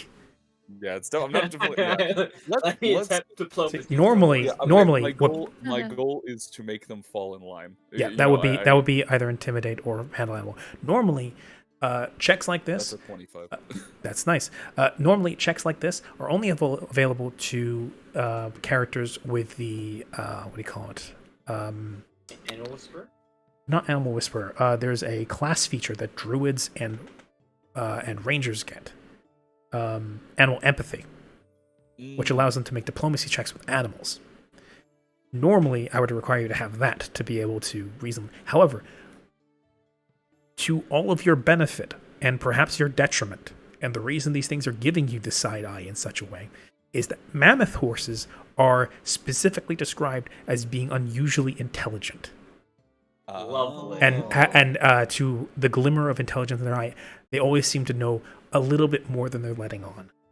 Yeah, the worst I could roll on that DC is an 18. So. Mm-hmm. And thankfully, skill checks cannot be crit failed or crit succeeded. Mm-hmm. Oh, that's actually really nice. Yeah. Yeah. And this is actually this even in 5e. That's actually the rule is written. Nat 20s and Nat 1s don't affect anything besides attack rolls and I think ability checks. And not even ability checks, I believe. No, it's literally just attack rolls in 5e. And that was the way some that was the rules as written in 3.5 and Pathfinder as well. And as a matter of fact, crits weren't even a thing in first edition D&D. That was a house rule. Second edition is when those came around, and even then it was only for attack rolls. Yeah. So, yeah, it's nice because it also means that no matter how well or how bad someone rolls, that 5% won't guaranteed fuck you over or allow you to lift a mountain because you said you wanted to. Mm-hmm. So it's a nice little thing that I like to cling on to. As funny as crits on some of the weirdest things tend to be, and as sensational as that can be on some of the other broadcasted games, I like to stick to this because it helps keep things a little bit more grounded sometimes. Sometimes I'll make if someone scores a crit on something that could be entertaining, I'll add a little spice to it, but I won't. I like to keep it. Hey, give me your money, give me your wallet. It won't be, hey, give me your wallet, and they give you everything. Yeah. It won't be like that. So, you roll quite well. You being perhaps the most statuesque of the group, immediately see that these horses are paying attention to you. Their eyes are flicking between the rest of the group, but you posture yourself big, stick your chest out. You catch their eye, you keep eye contact, and you don't swerve. And after a solid, I'm going to say, is 20-ish seconds of maintained eye contact, they're the ones who first look away. And you immediately know they get what you're going for. Good. Anyways, I can't say that I fault you. Hello. I don't how know do you your know name. my name? And pulls out a How do you know my pulls out a name? harpoon gun. I'll tap my head. Psychic dragon. Anyways, that's not a lie actually. But either way, I don't have telepathy. No, either way, my very, how do I put this, loose-pocketed friend. Actually, I would say probably all our names were probably on the ship ledger. If anything, that's how we all can know our names. And you also spent That- several weeks together on the boat. That is Oh, true. that's true. We probably all I figured some refuse to stuff give. out by I then. refuse to give up my name. I like to believe that Chico gave a different name every time. Yeah. Chimko, Aaron, Chimpy. At Anyways, some point, she was Aaron Yeager. Bethany. Diego. anyways, I am Chuck Sister here. Bethany, yes. Hello. Anyways, I think we have enough room for everyone and our pets.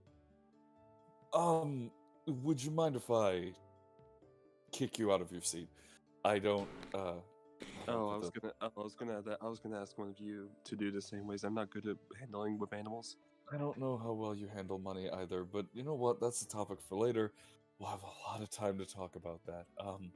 So you want to be the driver? Scooch, please. Car is on the verge of a panic attack. Honestly, the driver's seat has enough room to seat like 3 or 4 people. Oh, okay, that's fair. Either way, Car. I'd is say gonna actually more climb like into the front. normally a driver's seat has room for 1 on a normal wagon. I'd say this can sit 2 people comfortably. For sure. Mm-hmm. One for each cheek. And you know who's gonna get right next to me? Vair. Sit down. No, I'm kidding. This Vair sitting upright on the driver's Upright, seat, holding the reins. Look, all right, just take between his over, teeth, bud. just kind of slumped. Yeah. Have you seen that? Have you seen the picture of the cat that's sitting upright with like sort of slumped back, Yes. like that? Yeah. Oh Lord. So yes. Any last things you guys would like to get together or done or organized or spike between each other before you then link up with the rest of the caravan, which you do see starting to collect a couple hundred meters out from the gate. There you do see wagons and it seems like porters and others and like armed guards and stuff like that starting to gather together into a small train outside the city limits. I'm good. I've been pretty solid, so whatever you guys want to do is entirely up to you. Well, I think I'm going to get some last minute winter weather clothes, some rations, things of that nature. With how big this wagon is there like small beds in the back or anything like that that people can lay on? No. The wagon itself is not Yeah. like a house. There is, however, the support struts you could potentially put a hammock between. You could put down a bedroll and sleep in the middle, or even in the cargo area, since there's a lot of space there. There's enough space, but most people, like, you could lie down on the benches as well as on the floor, and you could have all of you sleep like that. Okay. It is not, however, the most comfortable thing. Usually, when you're traveling by wagon like this, you set up camp outside the wagon, because most wagons don't have enough space to house like 6 people. I did buy a pavilion tent which can house 10 people. Then that works as well. You cannot set that up inside because that's up. Even the wagon itself can only house 8 people. Sorry, no, well, that's not it. It can house fucking 16 people. Forgot. Yeah, so it could literally But fit everyone. the floor itself is still too narrow to fit a pavilion tent, which itself is big and round. Yeah. But you can still house some people inside the wagon if you wish. The tent also works as an outdoor option, But yeah, point is we have like a yurt that we can put up essentially. and that'll fit in the Yeah. back storage area, and you don't have to carry it around. You can keep it in the loading bay there. Yeah. So yeah, I look forward to the day that you guys enchant the wagon to be bigger on the inside. Of course. Wagon house. Wagon house. Wagon. Yeah. house. Magnificent! It's your magnificent last- mobile mansion. This will Wow, last let's us until invite Vair. someone. This will last us until Vair becomes gargantuan all those years from now, and then we can all I give the gotta say wagon to somebody else. You need to strap it to All I Vair's gotta back. say is, That's true. We I wonder could if he's actually. gonna build the house, Do build we the all wagon. just like carve our names into the wagon? What for? No, just fun times, I guess. I don't fucking know. Road trip. Anyway, anything else anybody needs to get out of the way? I can't think of anything. Karia's good. No. Siren's I'm good. Yep. Chico. I'm good. Okay, Holo is good. I should hope at this point. Chico? Chico or Chico. The way her name is Yeah, spelled makes me think it's Chieko. But- Basically, I'm just last minute supplies. Hey Vera, happy to see you're still alive and with us. Yes, it is the Magic Dragon school bus. The Magic Dragon school bus. Imagine the Dragon school bus. No. My patience is waning. Is this entertaining? Stop.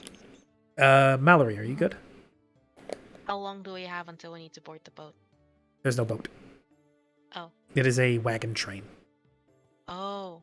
How long? Well, the sun is starting to set. It should be soon. They did say nightfall. Okay. No. Okay. We could look for an inn. Not advised given the fact that you guys will be, the train will be leaving in like an hour or so. Because That's fair. Stanislav did say, I'm passing in bed, but otherwise toasty. Toasty as in warm, possibly a fever. My man, I'm very happy you're here with us. Also get some rest. As I'm sure you already are. Yeah, what am I saying? You're already in bed. I hope our voices are at very least going to act as a comfort. But yeah, we do miss you here, and whenever you should be, hopefully next week when you should be back, you'll be ready to be part of this insanity once more and marvel at the big fucking bus. My Fortnite battle bus. Yes, where are we dropping? Suki wants me to be Minnie. If she insists, I am tiny. Good. Oh, Shove can you hear us now, Vera? There you go. Oh, god damn it. Well, all right then. Actually, no, sorry. Yeah, yes. So, yeah, Vera, we hope that our voices are at least a comfort to you. As there's a wagon train that is forming outside the town that you guys will have to link up with when you are ready. Mm-hmm. As Stanislav said, it is to depart at the sinking of the sun and the rising of the moon. Is this comforting, Vera? I do hope it is comforting. Also, self-care. Everybody straighten your backs and drink some water. No. Statsman. Yep. Stretch. Actually, I was gonna ask you a question. Couldn't at the where you man the whole carrot or the whole wagon at? Couldn't you, since this is made for Large creature. giants? Wouldn't you actually be able to fit 4 people? At the- Normally, yes, but the driver's bench on a wagon is usually quite thin. Mhm. That's the reason I said too comfortably. Yeah, you'd be able to squidge 4 people on, but it's meant for a driver sitting up, maybe with a secondary driver. It's not really meant for because normally a wagon's driving seat for a normal sized one can seat 1 person, with maybe room for a co-driver, unless it's one that's specifically built to be larger. So that's why I'm going with 2, because that's half that. So yes, well, whatever the case, I doubt you need 4 people up on their backseat driving. Yes, now that you can hear again, we hope our voices will be of some comfort to you. Chick-fil-A. Nice. We'll kill Suki later. Is that one of the names you gave on the boat? Sure, why not? It's gonna so cold clothes on Sundays. Oh no, we'll have to relieve him from Genesis. No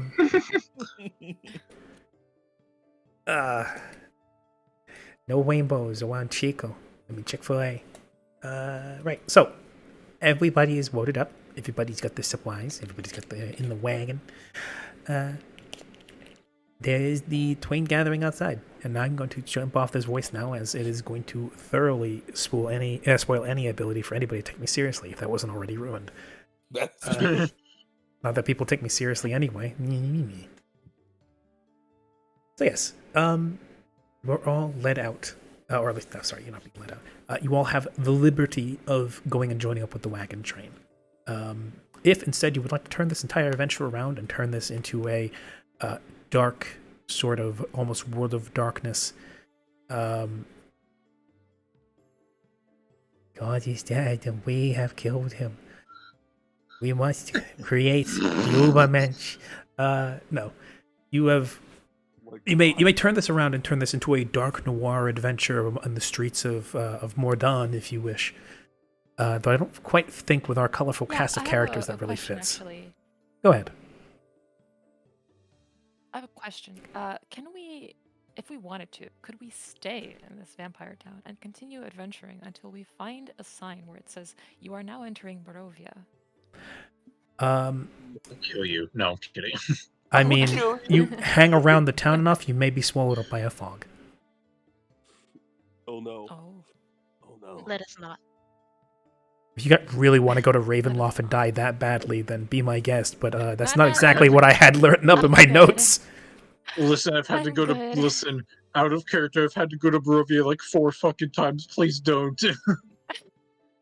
Oh Man, and that's just Barovia. That's not even Ravenloft at large. Barovia is just one section of Ravenloft. Still.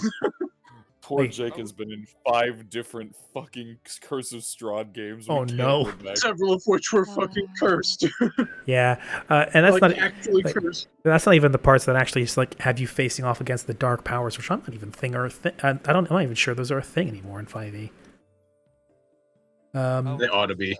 What is the climate of this area we're in? Here it's sort of a, what do you call it? Temperate, leaning on colder. It is, as you've just gotten done with that festival, just about mid-spring. But here, it's sort of gusty and chilly. So you're far enough north that the climate is starting to lean towards being chillier and gustier. I take it it's like conifer forest and stuff like that.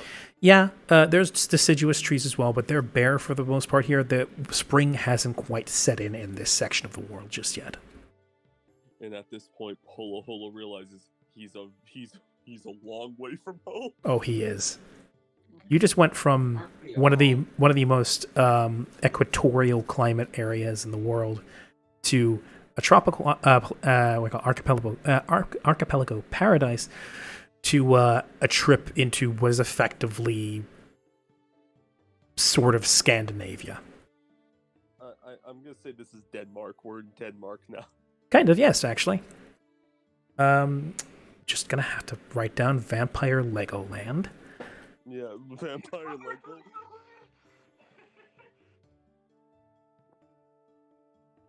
We just see the Mordani land sign as we enter leave the Brickenstein land. Yeah, Brickenstein. You're very faint, Jake. He's bundling up his bestie. Oh, there you go. You're back. Flick is trying his best to bundle up because he's not very accustomed to the winter weather here. That actually said, how many of you bought winter clothes? Because I know that Siren and Holo did. I'm going to be honest, I'm pretty sure I just kind of assumed that Karya had them, considering that he's been wearing this since he left the mountain. True. While I would assume that Flick would have them because, in his time on the sea, he probably would have gone to at least a few cold places and probably worn some, but also knowing what happened to him in his backstory, he'd probably need to buy some again. Yeah, he didn't. You would have had them at one point, and then, for reasons, no longer you no longer have a bunch of your possessions that you once had. Yeah. So, I literally have to scrape by. Am I insulated? You insulated? Am I insulated? I would say actually, just Actually, just to yeah, sorry. As a, like a matter of course, unless like as a racial bonus, that's somewhere yeah, under. Right, I forgot racial bonuses. Hold on. Let me see if that is. I was more making it as a joke because kind of furry. Hmm. Let's see. What sort of kitsunai were you again? Nope. The only. What was your The what? only. What First. I was gonna ask, what racial type were you? I was a base, and I got. I was a base one, and Okay. we changed some of them out. So yeah, no, I Yeah. guess I wouldn't be insulated. You would not. If you were something like a desert runner or a what was it?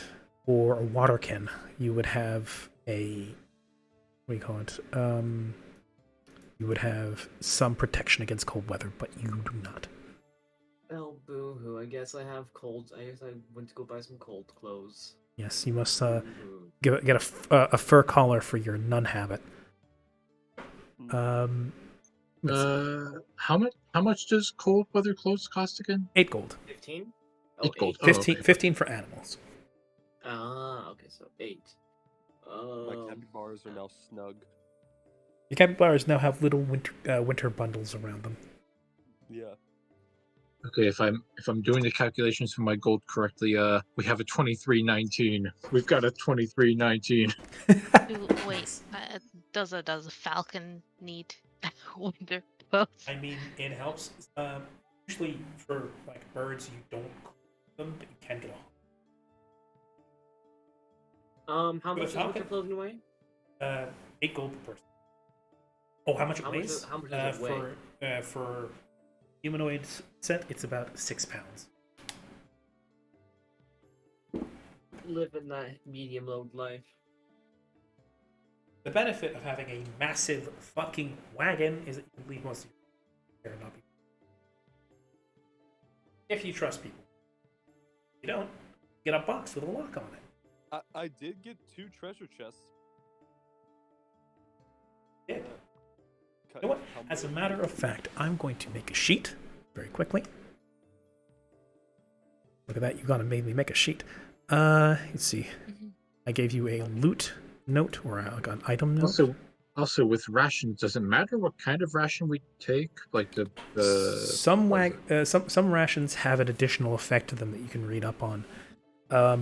Some are more filling, some keep longer, some work better in some environments. I bought 20 halfling, not halfling sized rations, like halfling type rations. So yeah. What you can either do is, since I've made the inventory,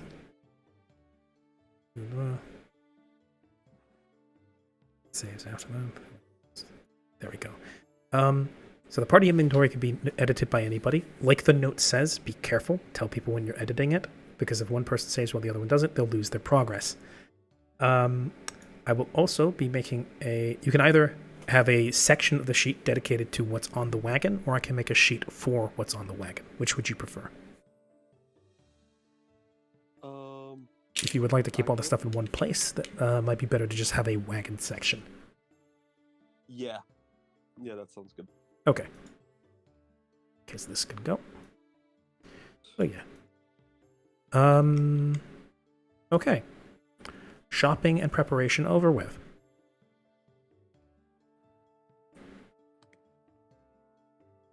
As you all load up. Also, did anybody ever get a map? No. I was gonna buy one. Fuck. Nope. Oh, that would have been smart. Well, to be fair, we are being led by the caravan, so it's not like we're gonna get lost just yet. But if you want, I could buy one real quick before we go.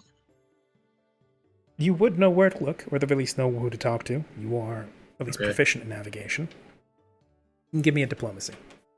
Or a knowledge local. Me? Yes.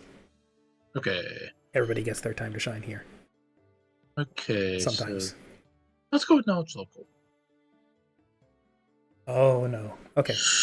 Like I said, Nope. crit Yeah, fails aren't Flick a has thing, never but been. that's still a 7. You may still attempt to use diplomacy. The threshold will be harder because you are talking rather than like using your intuitive knowledge or basically you don't know who to talk to. You're just asking That around. is Yes, you may still attempt diplomacy. Much better. much better. Yes. Okay. At first, you start trying to hit up some of the back streets. This is met with more than a little hostility. You are obviously not from around here. You're very obviously still alive. And you are rebuffed quite swiftly by some very unscrupulous figures who do not seem to give a damn for your background. You do, however, talk to some of the people on the street. Some of them disregard you. Some of them blow you off. At one point, you do find a ghoul porter who seems to be taking a break from unloading some boxes. And you inquire with him whether or not there is a cartographer's store somewhere in the area. To which he says, there is a matter of fact, there is one that most of the captains worth their salt tend to go to, sea charts, as well as land maps. To be fair, maps in this day and age are not necessarily the most detailed. And as of yet, there is not a world map, so to speak. You, however, are familiar, given your geographical knowledge as well as your exploration of at least the central part of the world, you are familiar with a lot of the nations, and you've heard quite a few far beyond, though you don't know anything about some of them, and less, or you know very little about some others. You are able to inquire with the ghoul and find out of a good quality map store, which you could go and get a map or several maps at the last minute. Sometimes, as was the case long ago, sometimes there were no maps of an area, and sometimes you had to get a variety of maps and then sort of jigsaw them together to get a whole clue of the area or the world. And then you had many different cartographers with their mistakes all compounding onto one another, and that led to some great shenanigans. Fury Reese map intensifies. Yes. People think that's a map of Antarctica, but there's literally a part on the map that says the land with all the snakes. Yes. God, yeah, the mapping of Antarctica I've recently researched, and that was a fucking doozy. So yes, you get to the map store.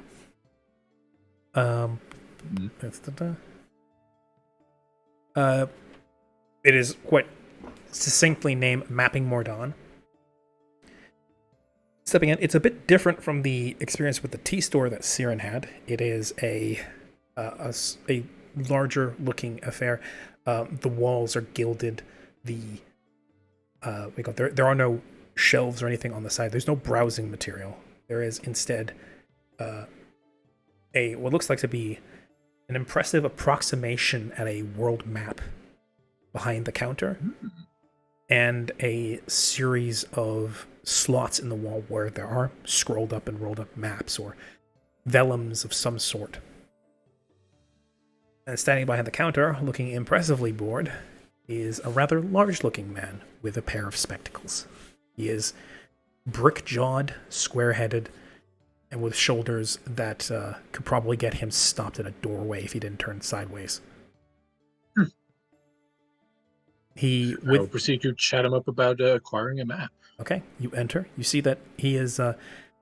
what previously looked like an expression of boredom is actually an expression of concentration, as he has what looks like a loop on his spectacles attached, with which he is inspecting something on the counter. And upon approaching, that something is a smaller hand-drawn map, which he is approving. Some places he is marking with dark ink, is striking through. Some he's marking with a charcoal pencil. And upon noticing you approach the counter, he looks up and says, he flips the loop up on its arm where it is hanging from his spectacles and says, hello. What time of day is it? Just so I can know. What time of day is it? Is it like afternoon? Oh, it's swiftly approaching nighttime. It is what do you call this? Okay. The sun was setting back when you met up with Holo in his wagon. Look will come in. He'll pull down his hood and say, "Evening, sir. I noticed you have a nice cartography shop here." Oh, I do my best. What are you in the market for? I'm with a group looking for a map of the area, perhaps. One to help us, find our way through. Got a job. Through where? Are you going far afield? Are you sticking to the area around here, looking to just prospect the hills, or are you looking to go seafaring? Good question. As much as I want to get a map of like the general like landscape, at the same time, it might also be nice to have that just in case for some seafaring. Well, you're most certainly Adventures. you're most certainly free to buy as many maps as you like for as much as much space as you want. So, Your money, man. Okay. Yep. You're at full liberty, and you will always be able to I use them will- later. No, I'll buy a map of like the area first. Okay. He rubs his chin and says, "Okay, well, if you just want one here of Mordan and the closer areas like Crestfall and Sharage, those are fairly common. We've got some. Thankfully, the advent of copying spells was a couple centuries ago, so no longer have to draw those by hand. Sleeping Prince be praised." Okay. I know the feeling. I've been in the sea many a time. Good, very good. Then, okay. So, thankfully, it's not going to run you something exorbitant, like I don't know, 150. I think was some of the ones back in the day.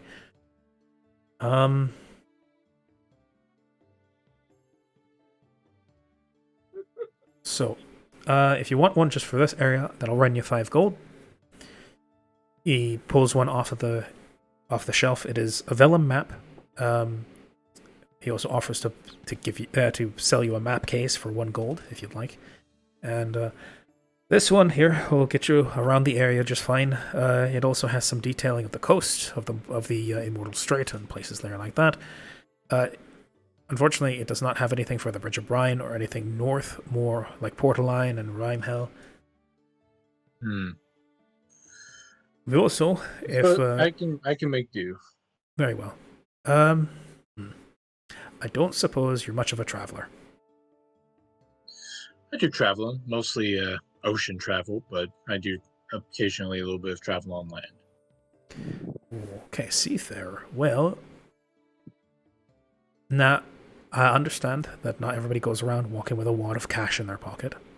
Though apparently someone's been making the rounds around town, stirring up a bit of a mess, throwing money here and there. Got the attention of quite a few people. I have a feeling I know who you're talking about, and then if you know this person, then I suggest you make a suggestion to them to be a little bit more careful with how thrifty they should be. That aside, don't worry. Yeah, don't worry. Me and one of my compatriots is already planning on planning on putting them on a budget because, no, you can't be flying that much gold around. Also, I just realized I haven't made the different sheets visually available to the rest of the party, and I'm going to do that so people can just have a look-see at their compatriots. So, that being said, if at some point you should find it in your means, and you really are that much of a traveler, we've gotten recently a stock of some very useful items. Or should I say a very useful item. So we also, obviously not finished, but we've been working in congruence with several cartographers' guilds throughout the world to try and make a usable world map. This is difficult. One of the areas that we've been having particular difficulty with is the area to the north. It's still vastly unexplored, and Nobody knows about it. They've had expeditions going up there for youngs, and nobody's gotten any more of an idea. Something always ends up pulling apart whatever goes that way. We've had men come back. North. Yeah, we've had men come back from the northern hills, gibbering about stuff, and then die days later, just through sheer heart shock, and their hearts stop beating. I don't know what exactly was happening, but if you're headed up that way, I'd be careful. And one of the ways I suggest you be careful is you know where you're going, and you have a picture of the place. Normally, you can't do this because we have no maps of the area. I can offer you. He jerks over his shoulder. If you'd like to spend that 50 gold, we've got a map of an approximation of the world. At least the one that we know so far. Some of them are big swaths. We've not really got much of a chart of them. Things like the frontier are just one big white block of we don't know. But it should see you okay if you'd be willing to put down that much. Alternatively, if you're going into the unknown, there was just recently a progression in magical cartography where a group of halfling wizards managed to put together a magical scrying map. It's not cheap, but very useful. And if you can't afford it now, that's fine. But I'm advertising these because, for one, this is going to make everybody a lot of money, or at least myself and the rest of the Cartographers Guild. For two, this will mean less people coming back dead, more people coming back with information, and us being able to make a more complete map in the future. So consider it an investment in that case. Your survival and our information. He then takes out a very, a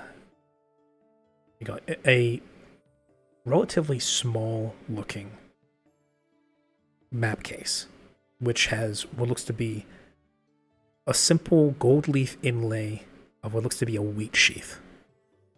So a stalk of wheat, just embossed in the side in gold leaf. It looks to be rich reddish leather. And then pops the lid open, pulls out a silken map that he then spreads out on the table and says, "The halflings call this a wanderlust map. It's blank now," as he motions down to it. The sheer white of the silk is completely empty. But you sit somewhere, think real hard for an hour with this thing in your hand. You just imagine where you want to have mapped out. And suddenly, you'll have a damn near flawless image, as if you were a dragon flying miles above the ground, of the land below, of the place you want to go. Now, this will run you somewhere just about 600 gold.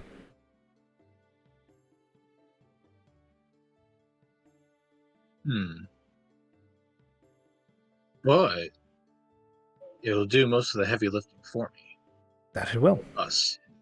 It only works about once a day. Not that you should need it.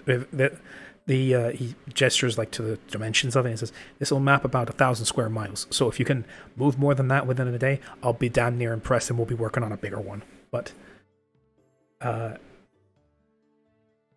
with this, so long as you've got an hour to spare in a day, you should never need a map again. Now, after a day, the contents do disappear. So if you do buy this, and you're going to strange places, I would ask that you jot down if you're a cartographer of any worth. If not, then maybe find somebody to do it. Bring one with you if you must, or do a rough sketch, and who knows. I mean, if you got any spares, I'd be glad to take them. Spare what? Blank maps, so to say. Blank maps. Oh, well, in that case, you just need a piece of vellum and a waterproof container to keep them in. Ink and charcoal and such will also be needed. But yeah, if you can note down the stuff that you find, map out the coastlines and the geography and the topography, and bring it back to us, we'll pay you a commission for each map you bring back. Or mail them, and we'll send you gold in return, although I would understand if you want to do the transaction in person, but wherever you find yourself. You do this for us, and you could get in good with the Cartographers Guild. This is a... Go on. So far, we've not had a lot of people take us up on this, because quite frankly, most people don't want to spend 600 gold for a map that will... when they're not planning on going anywhere strange or different or new. I ask you because you seem like the type who's a real wanderer. Yeah, I'm a sellsword. I do a lot of traveling. That's precisely the type of person we're looking for. And it seems like I just might be the exact kind of person to want to invest in a sort of deal like this. So I'll see how this map fares with me and my compatriots. And I'll be sure to keep you updated on the results as they come along. Send a letter every now and again. Either that, or I'll have to come back in person sometime if I ever have the means to. Because to make a long story short, to say I'm not exactly welcomed on the seas by a certain somebody. Ah, I see. Well, I shan't pry, but if you do want to take me up on this, he will reach under the table and actually pull out what looks to be a bottle and 2 cups. He'll very quickly pour a dram of some sort of burning... the smell absolutely burns your very sensitive nose. The ever-loved clear booze that you mentioned before, vodka. Huh. As he pours a dram of each in his cups, puts the bottle back under the shelf and says... He lifts the cup up, gestures to you and says, if you'll take up with this, then I would very much like to make a good partnership of this. Flick will hesitate for a brief moment, kind of think on it for a moment, kind of strategize as best he can, possibilities of, making up for lost time or finding ways to ameliorate certain if you wish, you may roll possibilities, but if you wish, you may roll sense motive. See whether or not this man is being straight with you.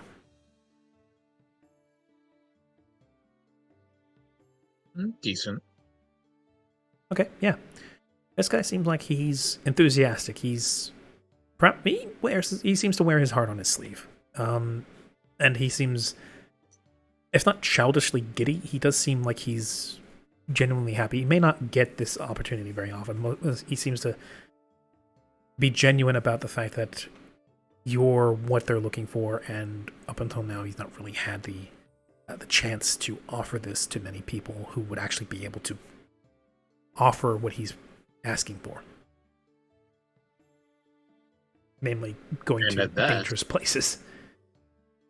And at that, Flick will give a very pronounced twitch of one of his ears, the little kind of tuft at the end of, kind of a whipping back and forth like a little tassel. He'll smile. He'll pick up the cup, also hold up and say, a partnership it is then.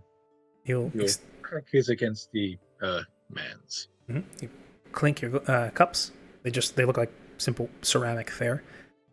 He'll throw back his vodka, give a little rumble of his chest, extend his hand out to you. As you throw your own vodka back, and it's as good as you remember. It's dragon fire on your breath. Mm-hmm. He's got his hand out to you. I shake his hand. My name is Sergey. It's a good business. Flick. Nice to meet you. A pleasure to meet you too. As I assume you hand over the gold? Yep. Okay. How much is it again? 600. 600. Crisp expenditure, but it'll likely be worth it in the long run. Yeah. So the link itself I will send to you. Second. There you have acquired ourselves a Minecraft map. I'm glad that you noticed that too. I was like, bro, we just Yes. dude offered I didn't us even make this shit dude up. offered us a Minecraft map. I'm not even making this shit up. This is real. This is a Pathfinder Oh. item. Where are you? So cool item. Yeah. Coven. Where You'll is? have enough money though. I'll pay for it. I mean, none of us are with him, are we, currently? There you go. No, we are There's not. the link for it. So if you want to enter that into your inventory. Right. Okay. Flick. Do With that right now. you have that, including a few maps of the local area, Mhm. and a couple sea charts that have been thrown into And the there map with- and all of and the separate and the ones besides the Wanderlust map are how much altogether? He's going to charge you about 5 gold per map. So Okay. we'll say for a sea chart of the surrounding area and for the map of the areas just north of here, the actual chartered countries, Mhm. will be, I'm going to say, total of 10 gold. Ah, excellent. That brings you up to about 610 gold, and you are now navigatorial. Mm-hmm. So, Flick, now with a map case filled with exploratory knowledge and opportunities, returns back to the group at the wagon. I am at this point I'm actually going to say, if you guys want to continue role playing amongst each other, that'll be fine. I'm going to take a quick break. People need to go to the bathroom, get a drink, get a snack. Yep. Absolutely do that. We'll be back in, I'm going to say 10 minutes. Okay. Okay. We have about an hour-ish left to what will be the normal session time. I should have done this break about an hour ago. I'm sorry. You're good. But now is better late than never. Yeah, absolutely. Take a 10-minute break. Everybody go see to your bio needs. And for those who wish, they may basically, until the time that the caravan would set out, may huddle around the wagon and talk amongst each other as they wish. Got a Minecraft map there, did you? No, I'm kidding. I actually Yeah. need a power attack. Oh. Let's see.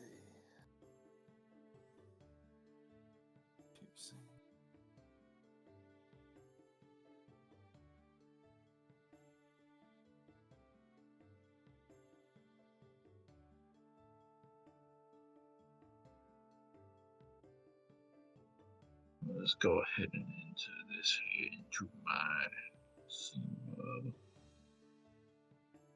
Power attack is currently- always written so weirdly. So let's see. I currently imagine that Kari is trying to persuade me to give him all my money. Yes, so that I can stop you from making bad decisions. I've been there. Is what I bought us a bad decision?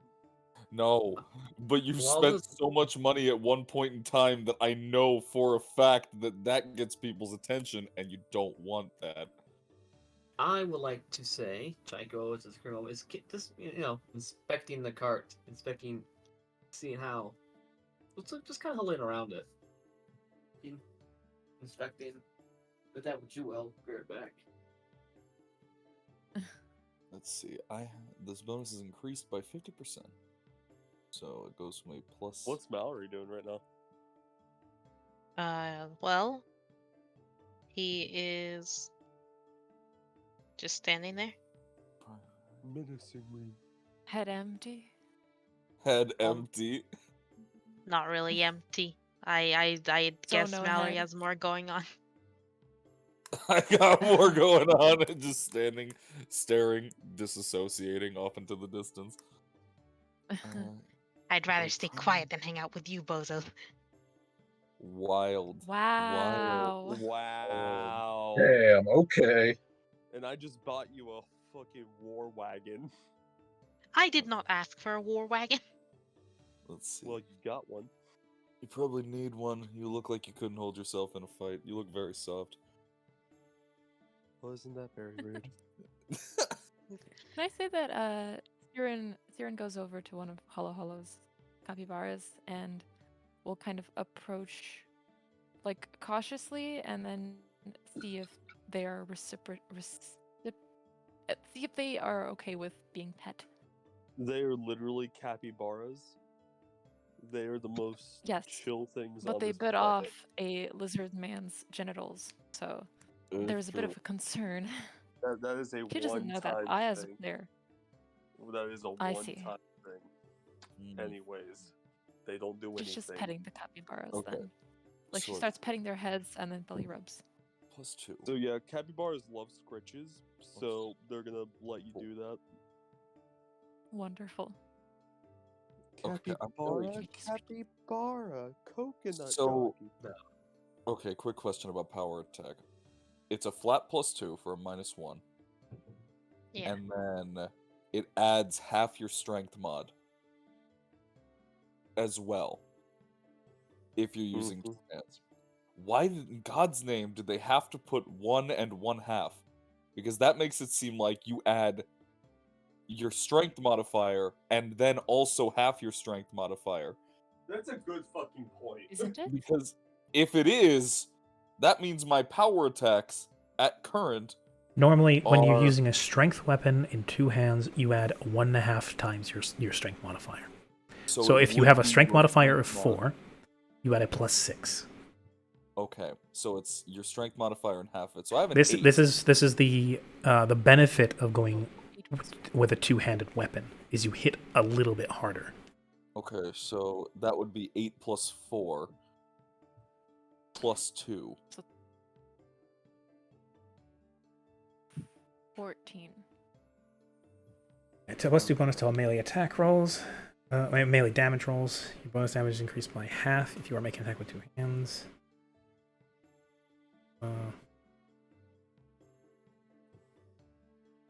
So yes, so the +2 if you're going two-handed. +2 from power attack becomes +3 because you add an extra 50%. And then if you're two-handing a weapon, and this is regardless of power attack, if you are two-handing a weapon, you get that extra 50% of your strength bonus. Okay, so I'm baseline at a +12 because I'm using it in two hands. Mhm. Because I'm using power attack, it goes to +14. Okay, that makes sense. That it's so confusing. When your Thank you. bonus, when your base attack bonus happens, that doubles both the bonus as well as the penalty. So once you hit level 4, basically, and your base attack bonus. Wait, no, you're a dragon rider, so you don't have a full BAB, do you? Yeah, you do. You do have a full BAB. Yeah, I do. So when you hit level 4, that bonus from power attack, should you use power attack on an attack, the penalty becomes -2, and the bonus, the damage bonus becomes +6 because it progresses to +4, and you have 50%. That's +2, +6. Okay, that makes sense. Um, Okay. Yeah. Just doing the calculation. So to make sure I do this right, that is damage normal. And okay, well I crit, which that's frustrating. But anyways, Oh boy. and then this would be with power attack. Did I not crit? What the fuck is going on? Oh yeah. Also, how much money does it cost to make an item masterwork? Because like my weapon of choice Costs- isn't masterwork. Depends on the item. If it's a weapon, it's 150. If it's a piece of armor, it's 300. Why is it doing? Hey, Pierre. So 150. I am indeed So- mini at the moment. Let's see. What was your attack roll on that? 2d4 + 12. Why is it rolling that? Oh, you're rolling damage. Yeah, I was rolling damage. I was seeing if I got the Oh, damage. it's because you critted for that first one. I don't know why I did for the other one. What the hell? That's your damage roll. It's not your attack roll. I know I rolled damage, is Mhm. what I'm saying. But what's the second number? Second Why is number. Oh, I see. Oh, it's if I were to crit, it would do that. Yes. Oh my god. Okay. You were alright, that's your crit damage. Yeah. Oh shit. What Yeah. the fuck? Free's gonna hit like a fucking freight train. It's a I'm a pacifist. 2d4 plus 2d4 plus 2d4, 8 bonus from strength, 6 from mod, from power attack. Yeah, that can be nasty. Yeah. Anyway, I'll be right back. I'm getting a drink. Sounds good. Kari is standing at I'm 7 also foot gonna be tall with a dragon as a half dragon, looks over the crowd and goes, "I'm a pacifist." And he says as he rips the goblin's head off. He says, No. You see, there's a very good reason as to why this is my intimidate roll. Oh, that was really bad. Well, don't look at that. But Who's more intimidating? that Who's wasn't- more wait. intimidating? Dragon Man? Or nope, never mind. what my intimidation Wait, modifier I is wanna plus try. 17. Wow. Karia, I have a doing minus bad. to intimidate. I'm not. I wouldn't Wow. care. I have a plus 17 to intimidate. I'm Really? here. I I'm here to be have a friendly. I want friends. I'm not a violent man. So, also, I was gonna say this earlier, Jake. This is like the beginning of Corbin's old campaign. That with the fucking carriage he gave us. Remember that? I believe that Jake is not here. Oh fuck oh yeah, he's dead. But yeah, Yeah. no. Corbin gave us a huge fucking mansion carriage. It was way bigger than this, but this is a close second. And now we get to customize it. I'm happy. Yes. Welcome. Yeah, I love how everyone rolled to then to try and outpace the intimidate. I was hoping that I just do it once. Just be funny. Yeah, I just wanted to see what I'd get. I just rolled the worst I could roll. That's quite funny. I'm not gonna lie. And I don't think you still can got out- higher than Mario. Chaiko. Yeah, I rolled a 4 on my intimidate roll. That's horrible. Yeah, I'm not Um, trained. I rolled a 5. Hey, what's it called? None I of y'all rolled a step up. 5. No one step up to me when it comes to engineering knowledge. Okay, that's all I gotta say. I don't even I think I can have that. I can make potions and I can make poisons. Yeah. I can climb. I can craft. What can you draconic- craft? We have a Uh, candy what is craft. it? Specifically, things of draconic nature. For Okay. example, I can use dragon scales. Okay. I have fly. I have heal. I have Making the intimidate. weapons. I have knowledge arcana, knowledge dungeoneering, knowledge geography, knowledge nature.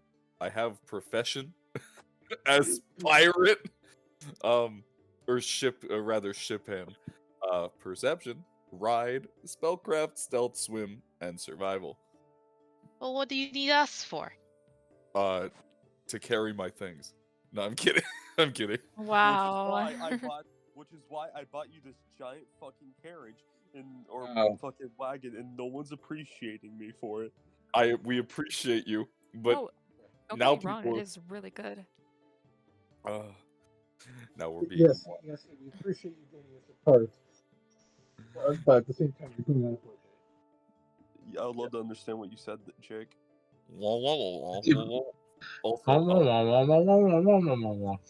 Also, you guys are, It's like Charlie Brown. you guys are here for me because I only have 16 health. But yeah, Oh, by the way, but yeah, I was, You have but yeah, I was. 16 health. I'm level 2. Right. I Oh, have 1,004 right. gold left. Cries of 900. I have Oh, 1704 gold, I think. Karia is I've got- sick. 2K 500. Yes. What is that? But yeah, like I was saying, we appreciate Holo Holo getting us a cart, but we do, but we're still putting Holo Holo on a budget. Yeah, we have to put you on a budget. I don't want people to go, look at Yeah. that guy's got all the money, and then Karia has to rip someone's arms off and go, please stop. Please, I'm a stop, pacifist. rips off I'm a their face. pacifist. I'm a pacifist who rips off their fucking arm. Yeah, well, to be fair, I do, because this sheet does work currently, my I can't wait for Kari to lift up the wagon. yeah, my drag or push, which would probably be what entails ripping someone's arms off, I can currently drag 4,600 pounds. I can lift 1840, and I can lift over my head 920 pounds. Jesus. I don't get a heavy load until 920 pounds. But yeah, how do you guys feel about making this our home? I mean, that'll be That'll- nice. Listen. Especially if we can strap it onto Vair later when he gets big. All I'm gonna say is, best make good friends with me. True. No, we just attached ballistas to the fucking wagon. So I see there was some intense social combat happening. Yeah, no. Very. We were. I was explaining it when I'm a pacifist, and then I rolled intimidate, and then everyone else rolled intimidate. I was hoping because he said Actually, he actually, rolled wait here. Let me bad. see. I was like, Let me I see how wanted to see if I could just outdo him once. see how good mine is.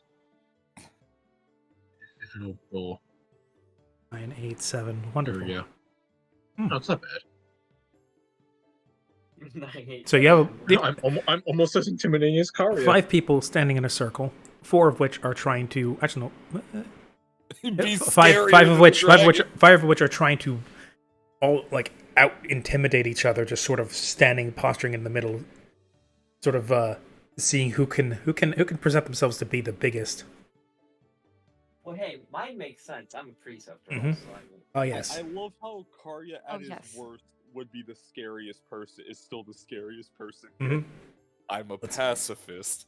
So Mallory, we go stands sort of chin up, but really just sort of. I'm gonna say kind of it just comes across as being more arrogant than scary. Chieko is a demure little robed priest lady, and as a result, looks pretty harmless. Siren, rather than being intimidating, kind of just gives everybody doe eyes. And Flick actually manages to put off a fairly intimidating stance with a swish of his robe and cloak, and a flash of the handle of his sword takes on a battle stance of a sword that, at least for that split second of your animal brain, immediately alerts danger. As Not to mention those piercing amber eyes. where Flick for a moment does, for a second, with a low stance and narrowed amber eyes, look as if he is ready to kill. Whereas Karya is sitting tall, imposing. He has his. What is he wielding at the moment? It was a Rancer? It's a Rancier, yeah. It's Yes. a twin spear, basically. It's a Biden. With a Rancer at the ready. Fucking way. Yeah, it's what do you call it? It is a multi-pronged spear.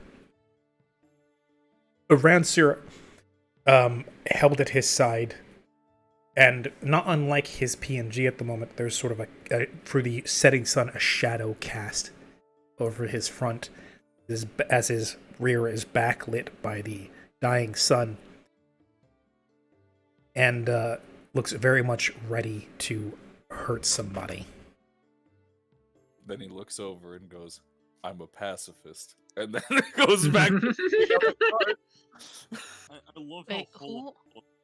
Oh, look, hello, Gun 18.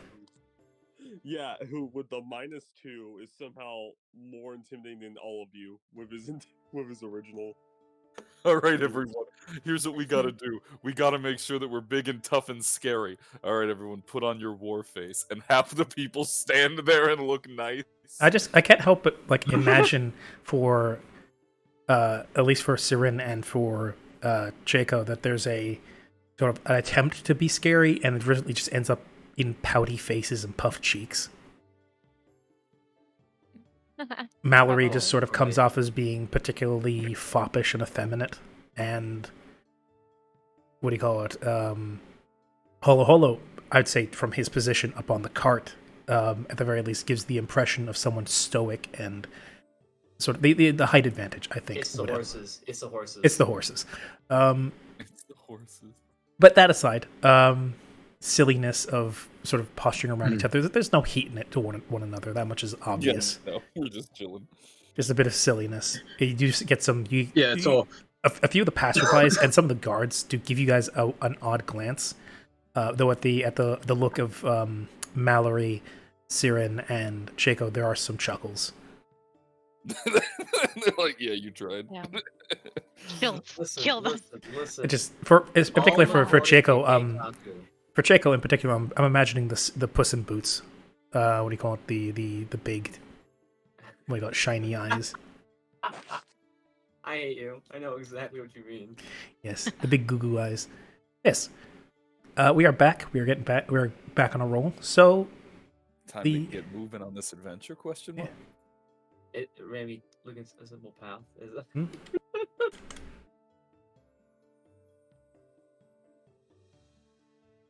Okay. Is that what By the way, who was asking about masterwork?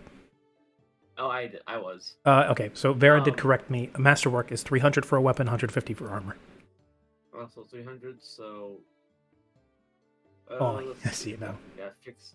Oh no, more money. How do I make my actual on the sheet? Masterwork. How, as in, like, affect the mechanics of it? Yeah.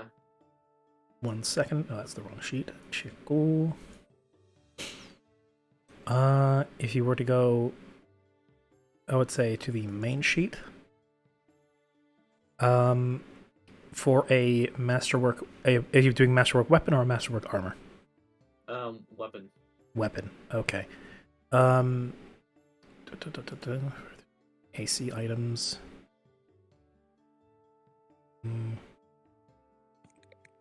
For a weapon, is this just the crossbow? Yeah. Okay, so in that case, we would open this up. We would make a note that this is masterwork, so we just put MW in the name.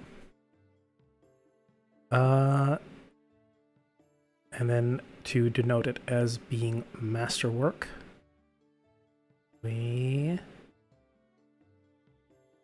do we change? I think we just... Nope. Your attack is affected by your dex, so that would increase your attack. And you would get a bonus to your attack of +1. No damage, just to attack. So you put 1 in that field. And there you go. Okay, thank you. Now I've changed my gold again. Again. Actually, I did look. Turns out I have 460 gold, but that's okay. I don't need to spend anything right now. I'm ready to continue our adventure. After one prolonged shopping trip and some fun messing about. Yes. Also, I'm loving those emotes, June. Oh, thanks. Mm-hmm. Right. Let's go, burger. Oh, hey, we got raided. Oh, we did. Oh, who's raiding us? Rothic, hello, welcome in, everybody. Hi, my name's Quest. This is my group of players. From left to right, there is Sam, or Jules, playing Jacob. There's Frey, the hunter, playing Karya. There's June the witch, playing Siren. There's Fwefale, playing Holo Holo. There's Sully, playing, what's her name? Playing Mallory. Sorry. And our friend Jake, playing, playing Flick of the Year. They are all in my Pathfinder game, Simple Path, or Simple Walk. Thank you all for coming in. We just got done with the financial equivalent of torture, that being a shopping trip. That's perfect timing. You guys jumped in. You guys jumped in just as we're about to actually get the adventure on a roll. Thank you for coming in and bringing your community with you. If you need to take a break, go get something to drink or eat, or take a little bit of quiet time to yourself. I know how exhausting extreme it can be. And to everybody who Rothwick brought with him, welcome everybody. Thank you for coming by. We shouldn't have more than about an hour left to the session. So don't worry too much if you can't spend too much time. I understand. And if you doze off at some point, well, I can't blame you. Not as a jab towards my players. It's just as in I am a fairly droning talker. You're boring, are we? You're boring, yes. I'm not. I am very entertaining. Wow. I'm incredibly entertaining. I'm the paramount of entertainment. Hi, everybody. How you doing? Hello. I'll be burning the town down as my next action. Let me find that. No, I'm kidding. No, I have a quick. Go eat, Roth. Go enjoy yourself. Thank you for coming by. Karya quick saves. Quick Rothvic. save. Yeah. What do you call it? Let's do actually. How do we exclamation point S-O Rothvic Salavanti? I think just I believe that's it. Or is it slash? There we go. Is it exclamation or is it slash? I don't know. I don't do this enough. There we go. At Rothvic Salavanti. There we go. That's Rothvic. He's a wonderful kobold who runs the Mad Dungeon. He's a beautiful man, and he is honestly, yeah. We just recently were on what do you call it? We were just talking to one another and discussing the hope of one day becoming better friends because we've only really come across each other in passing. Mhm. Okay. But More I was gonna friends ask, are good. ask you a question, Quest. What's up? I can't help but notice, but autism is a tag. I mean, yes, What? yes. I mean, he actually.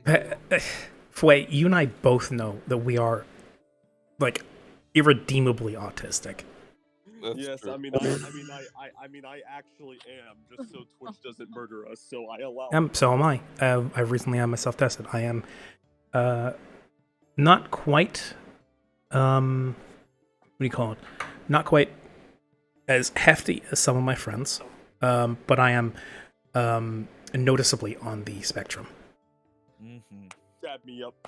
Ayo. Dap me up, brother. Dap me up. As we just like awkwardly walk towards one another and sort of like Okay. just sort of like One of you guys slap goes for a palms. handshake, the other goes for a Like- fist A bump. fist Yeah. bump, so you just grab his fist. Yeah. And then we just look at each other and then just shake that. Yeah. It's like it's like JoJo versus Dio in Mhm. that one scene from JoJo. Oh, you're coming to shake my hand. I can't do that without fist bumping you. Anyways, So- where we last left off. You guys are going to join up with the caravan outside of town. Unless, Karya, you're serious about the whole burning down town thing, in which case the vampires will take issue with that. No. I'm not going to burn them down yet, though I disagree with the strategy. You know, Rothvic, you make an excellent point. It's almost like being ADHD and autistic might have contributed some way to What a being vibe. an anime man on the internet. Anime I have boy ADHD, right now. so- Anime boy, yes.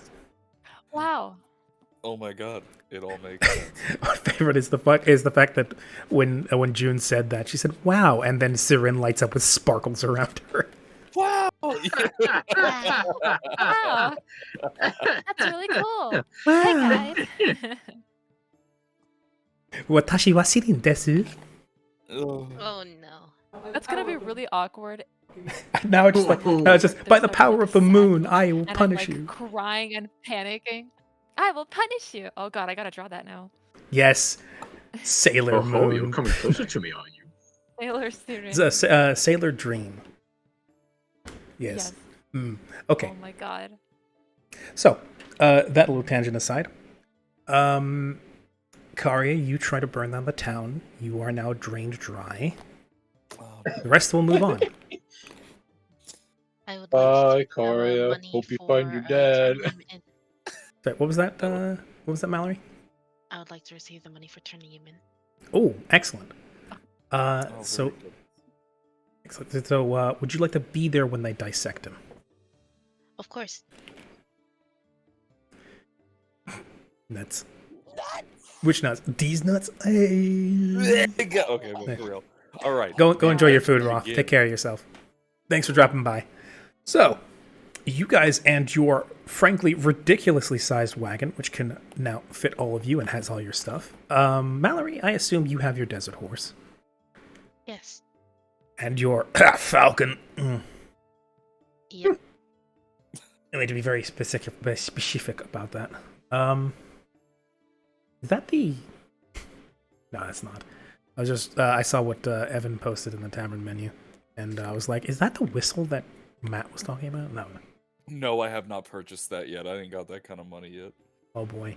Anyway, so yeah, plague whistles aside, are you all quite finished? I believe so. Yes. Very much. Wonderful. Holo is holding onto his pouch of gold very tight because it seems a few people are trying to take it away. The greedy dragon is trying to take all your money. Quick, run. Yeah, exactly. Not Greedy trying- what? I'm You ought to say trying that in to- public. Incinerate him. I ought to say that in Please. public. I'm looking forward to the day that somebody goes, "Hey, Karya, aren't you a dragon? Why don't you light our campfire?" I'm not Then I that will- kind of Oh, God. dragon, you I'll see. give them a piercing headache and say racism is never cool. I'll look directly at the camera. Racism is never cool. And then what, Sierra, because I'm a dark dragon? yeah, and then Sierra dreaming on, sipping on her dream tea is going like, "And drugs are for losers." Yeah. Dip, dip, dip, dip, dip, dip, dip. Okay, so seeing as the group as a whole seems to be finished with preparations and ready to move on, it is fortuitous because the sun has fully gone down and the moon has begun. Oh, well, actually, no, the moon has already partially risen because it is wintertime. The flow of the day is like that. So, the moon is now visible in the sky at about waxing position. And the waxing crescent. And the caravan looks to be just about ready. The porters of the caravan are strapping some of the last boxes to the wagons with rope. You recognize the second in command of Stanislav, the vampire, the ghoul that he keeps in his employ, at the front with a clipboard of some sort, taking what you presume, given the elevated state of his voice, to be roll call. As you all roll forward and come along the side, he looks up, nods, and then does a double take, and then looks up. Turns out that we had to have a long conversation about spending habits. But, you know, Well, I certainly hope that your sources are strong enough, because if that gets stuck in mud, we're not helping. I think I can probably do it. And then he'll just kind of like nod and then keep moving the wagon. Couldn't you? Well, then, if you're going to be... we want to be able to see either way, so let's take it. You'll be taking a position at the back of the train. Otherwise, you're going to block the forward view of pretty much anybody behind you. Listen, I've never ever headed up one of these wagons before. I'm how do you put this? A novice? I'm just really, yeah, let's say that. I'm just really good at telling animals to not be dicks. His mouth opens for a moment. He seems to want to say something, and then he closes it. I was half tempted to do the same look that I gave the horses, just to be like, this is what I did. As I said, And I'll be right back. take your again. position at the back. Mhm. Once the signal to move has been given, we will, in a single file line of all the wagons, commence down the road at the mark of my whistle. Should I need the caravan to stop, I will give 2 whistles. If there is an attack, there will be 3. Anything more should be possible to be communicated either by someone riding back along the train and filling people in, or simply via shouting. Kari will kind of like raise a finger and go, question, do you have a strong enough fighting force in the front? I mean, I hate to be that guy, but that seems a little impractical if everything's in the front and if we're your main force and we're in the back, that doesn't seem Well, you're not. we're gonna be. You are not the only ones coming here. Out of character, you remember there were quite a few people who were hired. No, Yes, by- that, Yeah. that, and also keep in mind, normally speaking, weaker things, the valuables are more than likely kept towards the back, truth be told, or at least the more valuable things. if I recall, Honestly, is I how- figured they'd be in the middle, but no, I guess you're not wrong. Well, nevertheless, okay. Yeah. he'll move the reins Just Mhm. again, I don't do this very often. When I put them in maximum overdrive, hey, fucking, they Oh open boy. up like a centimeter faster. So it doesn't take long once you've managed to fall in line for a single shrill whistle to blow.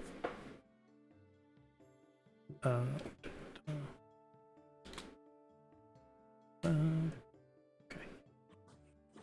A single shrill whistle blows, and you see towards the front some of the wagons begin to move, and one by one they peel to the side onto the road and keep about half a wagon to a wagon's distance between one another as they begin moving up the road leading north.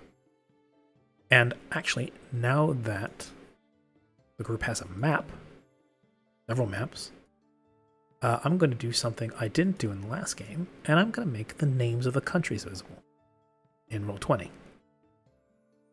Wow, really? Oh my god. Lovely. There we go. That's what we were missing. Yeah, trust me, Wow. it was bothering me the entire time So because I had no it idea where we auto snapped to a place called the Seat of the Gods, but I read it as the Sea of the Goats, and I was very confused. I was I'm like, back. "What? That's a mountain." I had to lean in. There's an ever-flowing river of goats that run down the side of it. Hey, Raymond, Oh, can I add read in the a- scat of the god. Oh, Oh my god. That's sorry, Can I- what were you saying, Hollow? I think it could be a semi-smart idea if we hit a little token just to show where we are on the map. That's like, a as good we point.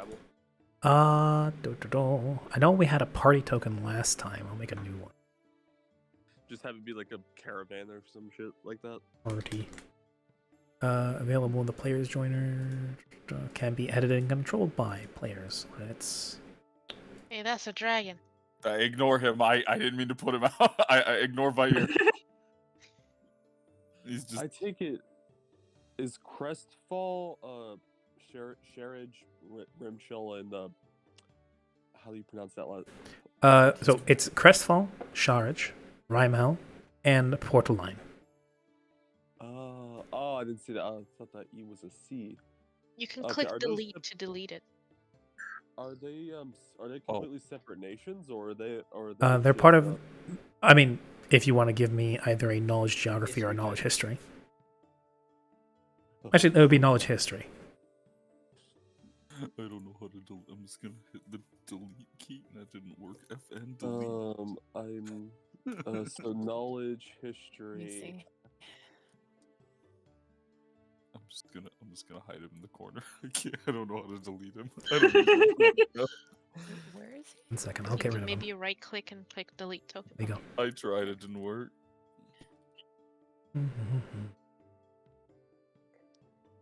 And there he died in Lashwind Isle.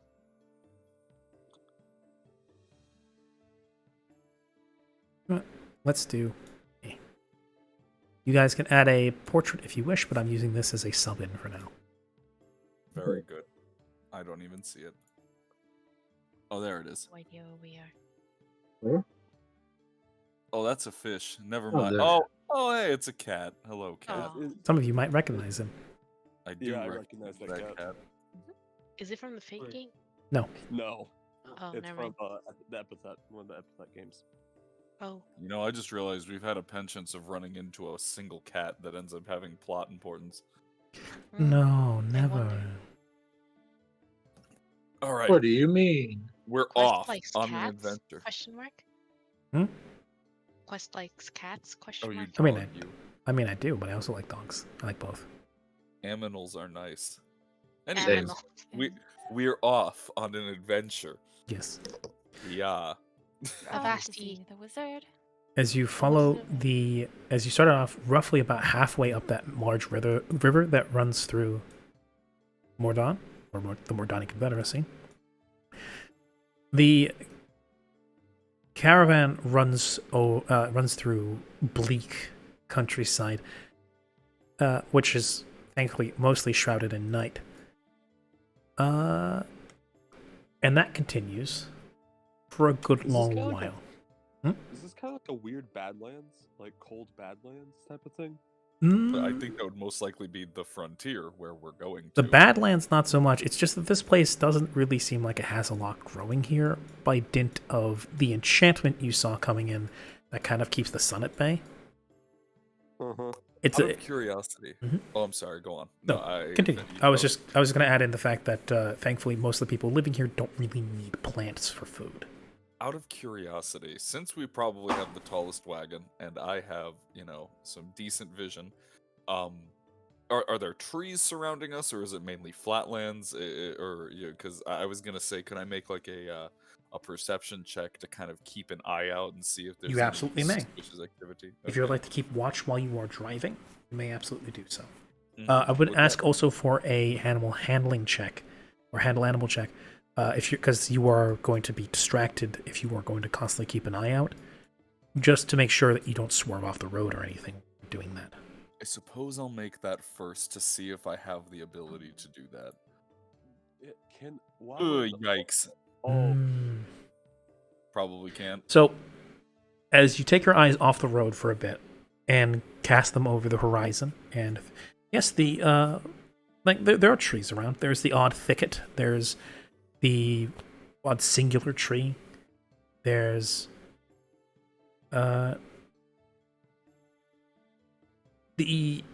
it's almost kind of a taiga-esque landscape that progressively okay. becomes a little more barren as you go north. There's shrubbery, there's trees, most of which are pine, some of which are deciduous. But the ones that are deciduous are very immediately visible by the fact that they have no leaves on them. You would imagine during spring and summertime, this place is a little more vivacious, but the ground is covered with a thin layer of frost, and the trees themselves are a little bit icy. If you're looking for stuff that things can hide behind, not too much. However, as you're checking for potential sources of danger, you at the last second notice that your cart is beginning to drift ever so slightly off the road and to the side, Okay. as the horses seem to have caught sight of some shrubbery and have been slowly angling themselves to take themselves off the road and towards the shrubbery, more than likely to take a bite out of them. To which you then immediately correct, and I must make the choice. Do you want to keep your eyes on the road, or do you want to keep it off the road? Yeah, it's probably good to keep the eyes on the road. But while I do that, I'll kind of lean back, and not really taking my eyes off the road, but raising my voice and go, quick question. Who's pretty good at seeing in the dark? Because we have the best vantage point, and I'd rather not, how do I put this? I'd rather not get jumped. I do. Go raise a hand and say, I do. Then I'd suggest you and whoever else can see, let's keep an eye on the valuables, and if we spot any danger, well, You got it. I have a good. Right. I can also say, yeah, I'm really good at seeing in the dark. I think. I mean, then hey guys, if you want to make the perception check for me, then please, by all means, y'all keep an eye out. Yep. Is it possible for me to instruct my horse to make the other horses behave properly? Hey, You bro, want- it's not that serious. Not that serious. You want your horse to discipline and supervise the other horses. It's not that serious, bro. It's not serious. Hey, yo, bro, ain't that deep? Ain't that deep? Bro, please. You are delegating the task of supervision of horse to horse. To a horse, yes. Yes. I mean, it is. I mean, of all the creatures currently in your company to task with it, not the worst way to do it. How will you go about communicating this to your horse? Can you talk to your horse? To be fair, in some animal species, animals disciplining one another is a thing. For instance, older dogs tend to teach younger dogs how to behave.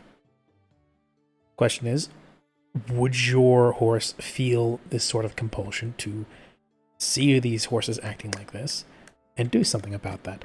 To which I will then say, I'm going to roll something. Okay.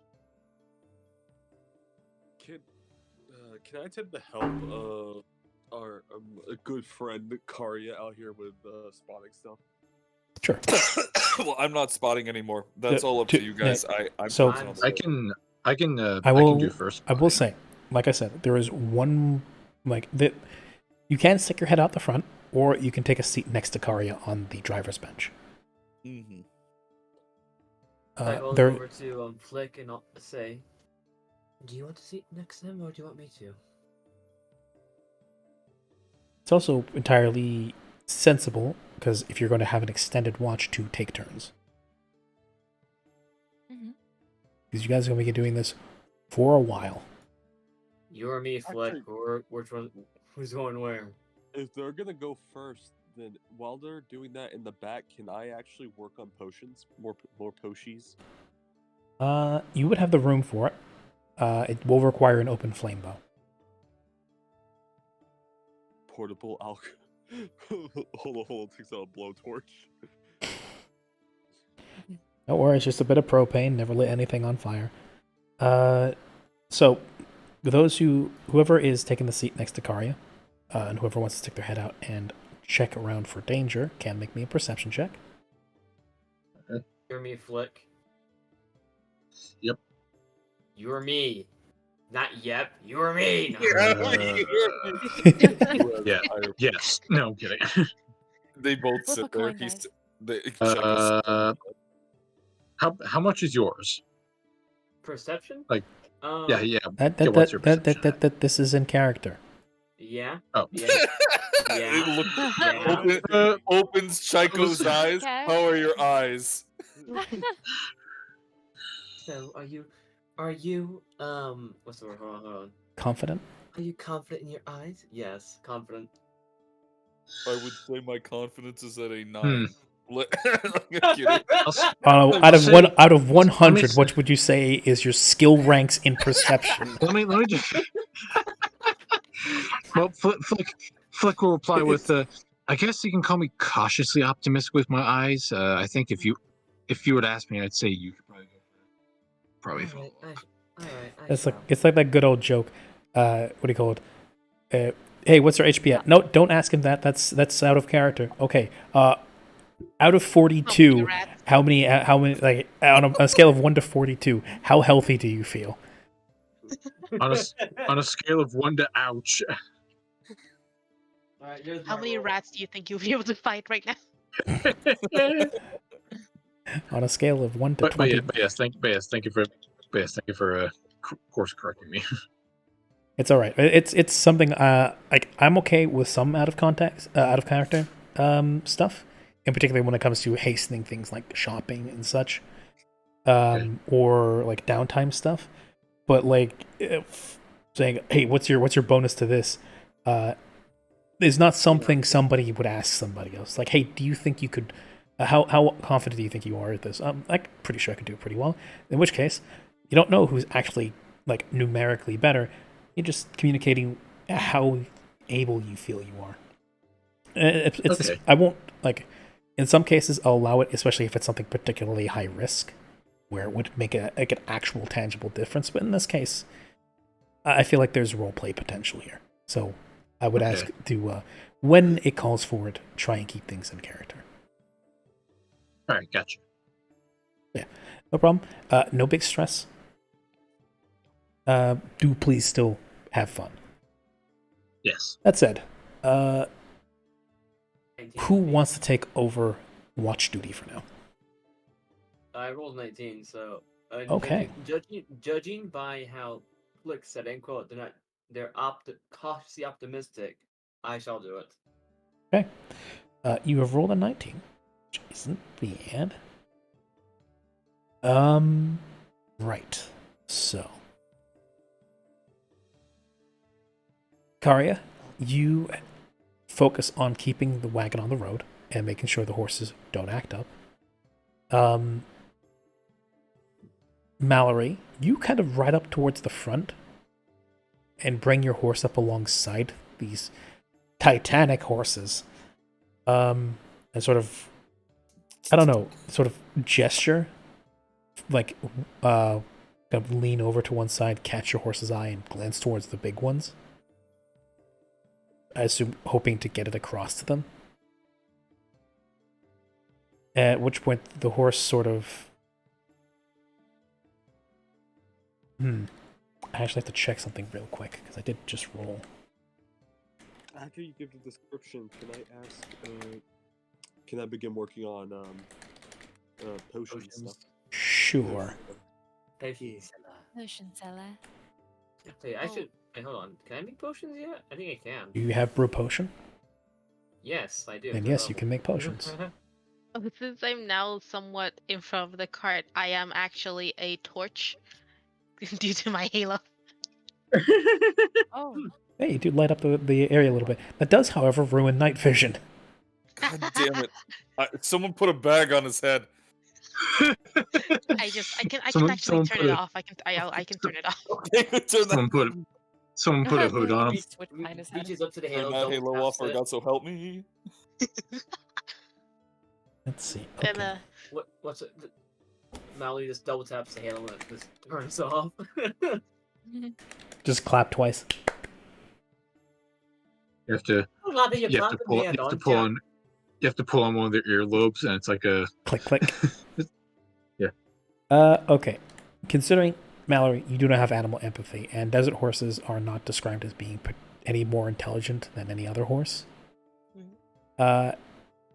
You're going to have a hard time. Can you roll me a handle animal? Okay. Because unlike mammoth horses, desert horses aren't described as being especially intelligent. That is true. If at some point you learn the spell Awaken, you can change this. However, You that can brings awaken its intelligence. you can that will, however, bring with it a host of other issues. Yes, Awaken is a spell. It makes normally non-sentient creatures fully intelligent. Horrific. I want it. I do not wish to bring this curse upon any creature. I'm sickened but I curious. think there is actually I forget what class it is, but there's a class feature, a curse of some sort called the Curse of Intelligence. No, no. I'm sorry. You're too smart for your own good. Oh boy.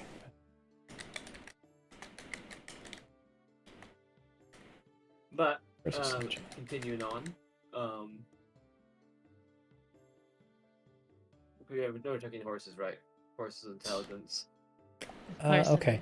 So Mallory, you can't tell your horse to discipline the other horses. What you can do is bring your horse up alongside when the other horses are misbehaving, and your horse, being exceptionally well trained, intuits this as being wrong and immediately moves to block them off. Awesome. When That's it good does, estimate. for a moment, it seems like the other horses don't even care. That they're going to shove right through the horse and you. To which your horse then uses its horns and then whips its head to the side and prods the other horse in the flank. To which the horse neighs, whinnies, and jumps to the side a little bit. And this continues for another 5 to 10 minutes, where they attempt to, like a rebellious teenager, make their way around your horse. But every single time they do that, it then herds them back onto the road, and with successive, sometimes gentle, sometimes harsh, jabs with its horns, keeps them from moving until eventually they stick onto the path straight and narrow. Effectively, this counts as a single training success for the sake of training these horses. Done by your horse. It is basically passed on part of what it learned. That is, keep moving in a straight line until your rider or director or driver directs you otherwise. Beautiful. So yeah, eventually these wily horses are cowed as you continue moving northward, following the side of the river. Yay. I think Sirena at some point would say, I know I've said this before back at the ship, but just as a reminder, should any of you ever need help or healing of the mind or body, I provide my services for free. Since, we've all got to stick together and help each other on this job. Just so you know. I was actually about to ask, while Holo Holo is getting his little alchemy station started up, can I go over to Rami? So if Serum were to help me essentially make a potion using one of her spells, could I make like a potion of cure light wounds or something You could, like that? yes. When it comes to a magic item, you can craft a magic item you don't know the spells for if somebody else can provide them. Okay, so Holo Holo will at one point. Cool. I have a little spell. No, back away, get away. I swear to God, I will turn this cart around. I mean, I'm on watch duty, so yeah, do your thing. No, you're good though, Julian. But yeah, at one point, Holo Holo will get up and look at Searing and say, "You're a clergyman, right?" Yes, I am. Perfect. I need your help with something. And then he's gonna start getting some alchemical reagents and stuff like that, and start mixing some stuff into a potion, into a blow bottle, or I guess a mortar and pestle first.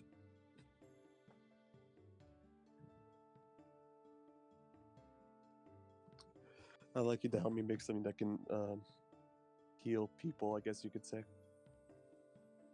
Oh, like store a bit of healing in a bottle for later. Yeah, something a little like that.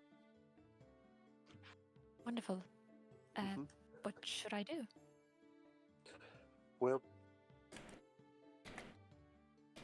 how exactly does one put a spell in the bottle, Rami? Well, the exact process is never fully described. It usually comes down to the spellcaster and the crafter themselves. But the usual idea is that you have your base ingredients that you have to purchase. Depending on, because this is basically an elevated form of alchemy. You have your substrate, your base fluid. You usually it's something like an ether or something like that. An alcohol, a potent one of some sort. You then mix in ingredients of some specification. Actually, wait. I'm kind of stupid. Well, couldn't she actually just like bless it or something like that? Considering she's a cleric. I mean, that would end up different. That is actually a specific spell called Bless. I mean, Which by I bless, also have. Yeah, that's how Bless is actually how you make holy water. But what the way that goes is you throw your ingredients into the base fluid, you cook it for a while, and then using whatever spell it is you wish to cast or put into the bottle, the spellcaster with that spell then casts the spell and infuses the mixture with that, which is then allowed to cool and is then bottled and corked. Will she be the one expending the spell slot? Yes. Or would it be me? It would be her. It's her magic. It would be her spell. So you're telling me that they first boil the hell out of it? Yes. Sometimes if you're making unholy water, At the end of the campaign, we can. You're making unholy water. They boil the hell into it. Sorry, you were saying, Jim? We've reached the end of the nothing. campaign. Proceed. Mm-hmm.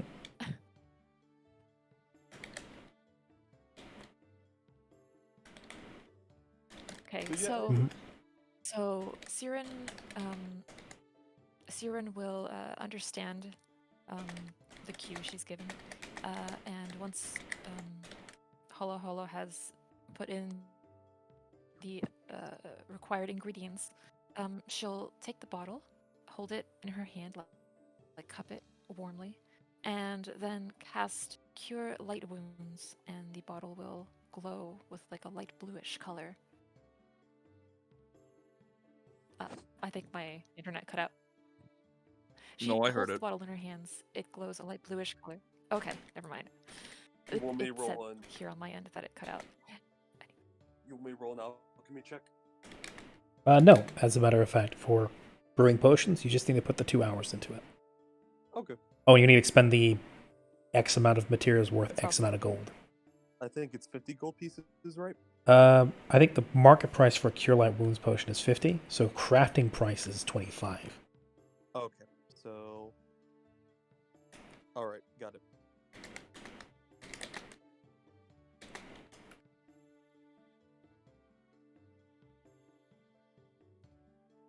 How do I mark down that I have expended a spell slot? I can't seem to. 1 moment. Mm. Go. If we go to your sheet, Siren the Shara. So for first level up here, that is spells prepared. You would bring it down to. What was it?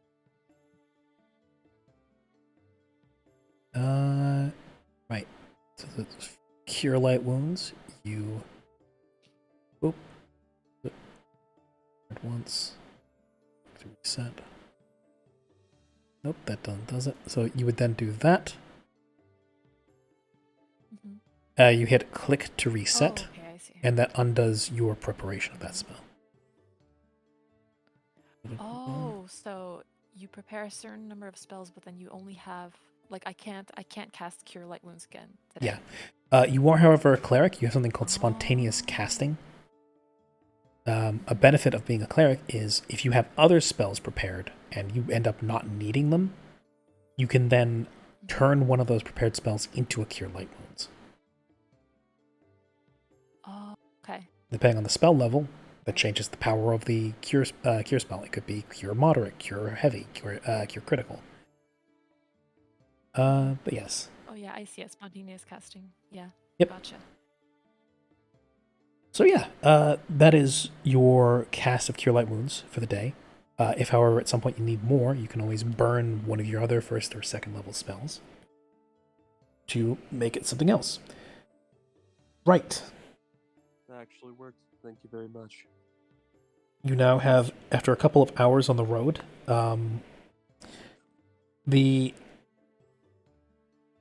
wagon is sturdy, but the shocks could probably use some work as the further out you get, of course, the less maintained the roads are, and the further out you get into just wilderness, it does reach a point where the roads are just well worn rather than actually being paved or anything.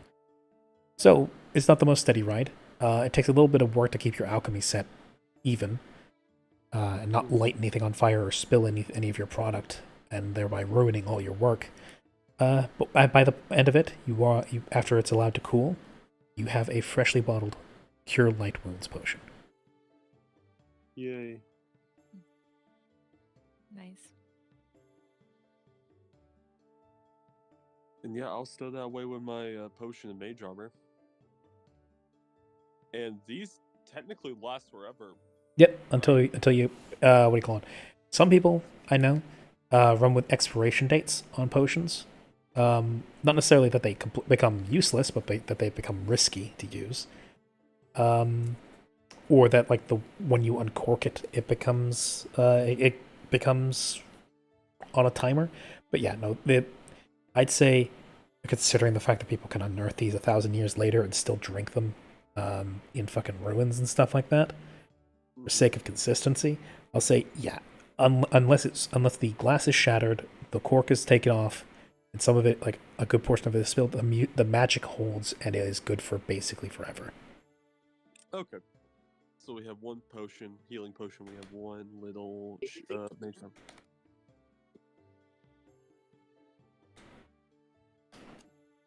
Say again, Julian? Basically, honey.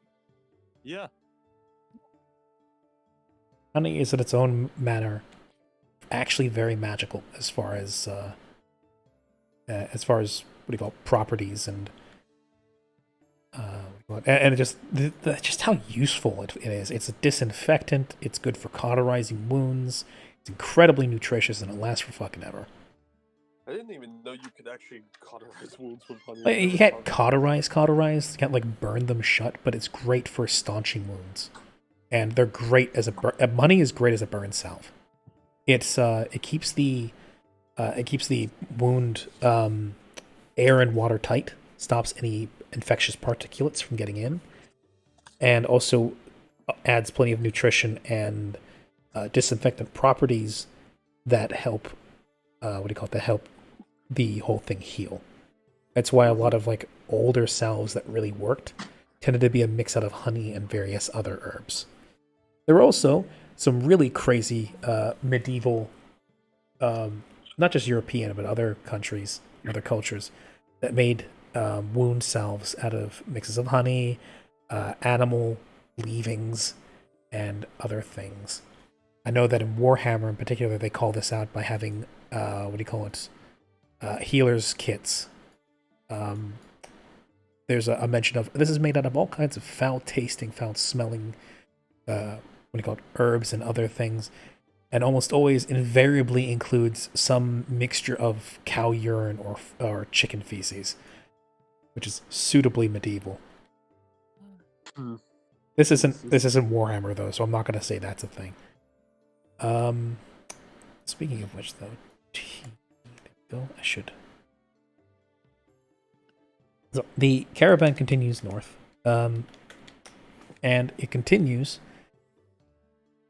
for several weeks, because the intended destination, as directed by the caravan leader, who introduces himself as Nikolai, him being the direct right hand to Stanislav, says that the place you're going is somewhere that is on the northern border of this region, Portalane. Mm-hmm.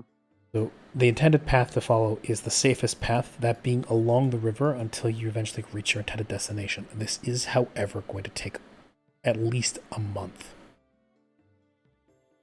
Oh, we're gonna be on the road for a month. Oh shit. Yeah, it is a wagon trail across what is effectively a nation and several countries. Yeah, I was about to say, we're cutting through what it appears, because we're getting to the frontier.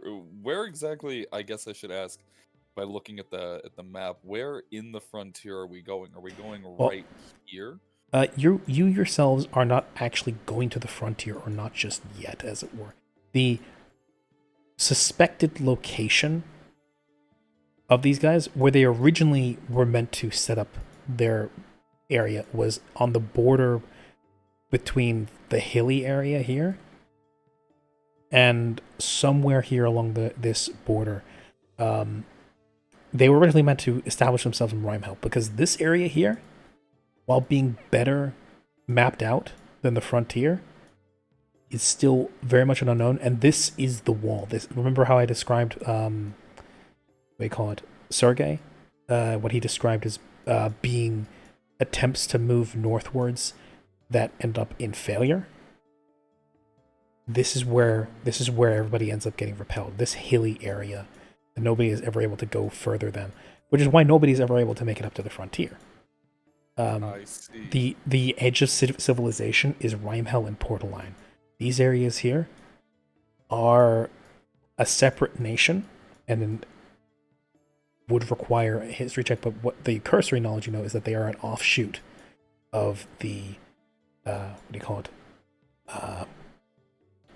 the theocracy to the south.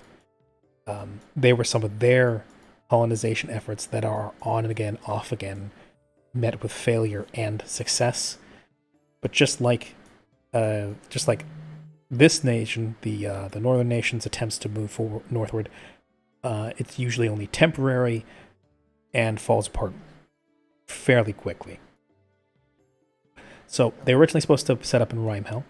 They are suspected as having moved towards Portaline and are holed up somewhere there.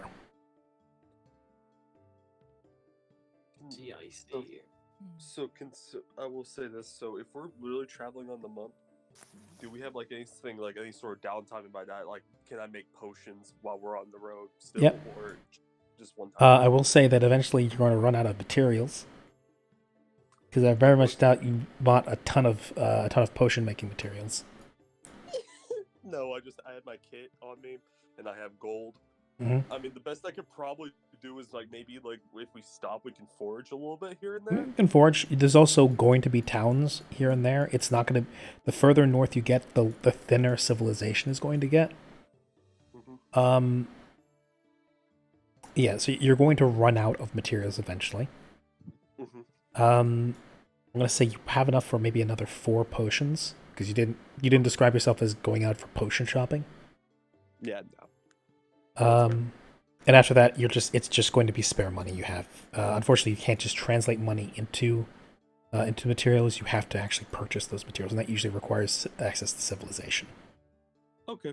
No, that's okay. But in that case, then I'll just brew essentially just brew 1 potion a day and have them be with Siren's help if she wants to be Mhm. cure with potions. You can do that. Yeah, Siren would help. Okay. Yeah, and that's gonna be 100 gold out of my pocket. Karya just cries in the background. Just damn, bro. After about 2 weeks, you have moved from Crestfall to the nation of Sharage. You guys are currently still on the right side of the river. What do you call it? Forgot the name I gave him.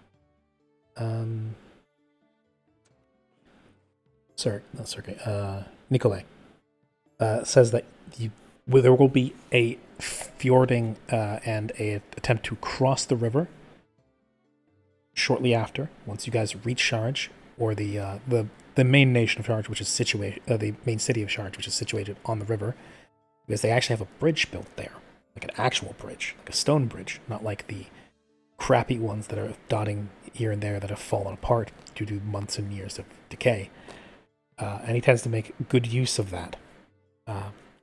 There will be an attempt to cross the river over that bridge, after which you will then stick to the left side of the river until you make your way to Port Elaine. And there you will then begin the search for these runaways. So there will be a stop at Sharage's main city, one that we will be able to play out next session. And there you will be able to grab any ingredients you wish if they have them available. Sounds good. So the big problem here is this is not going to be Mordan. They don't have exotic imports and shops for everything. To call this the main city is to be charitable. It is at best a town.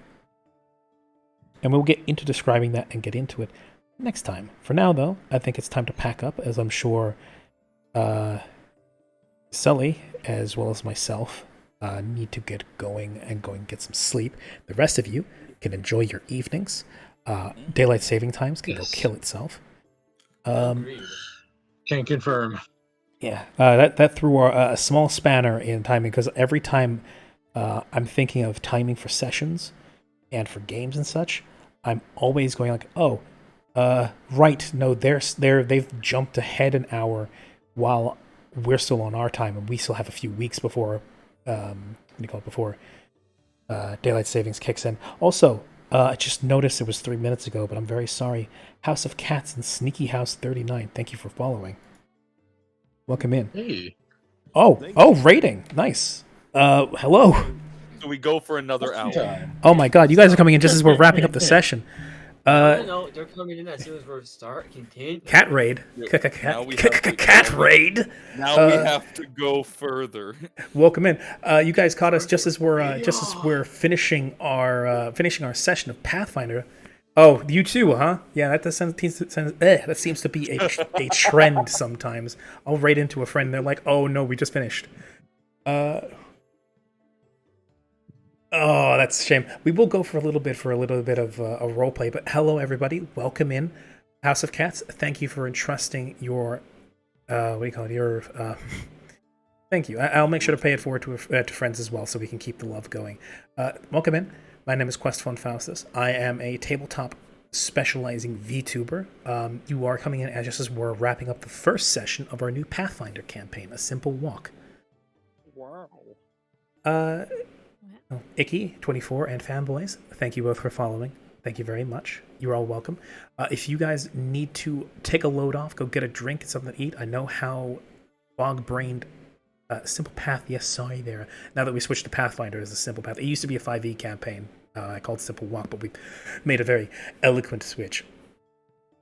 Thank you. Yes, So yeah, every Saturday we do Pathfinder. Every Sunday we do Genesis, which is a 5e campaign run by my friend Frey over here, who is playing the dark-looking dragon boy there. I'm a pacifist. Yeah, you're a pacifist right up until you hit somebody for like plus 14 damage, you psycho. And kill them instantly. Yeah, you're pacifist until you rip off their head. I'm No. assuming you guys probably found us through the Pathfinder tag, in which case, hello, it's nice to see other tabletop aficionados. It's always good to share the hobby. Mm-hmm. But yes, Damn, 22 people towards the very end. oh boy. Do love me some man. numbers.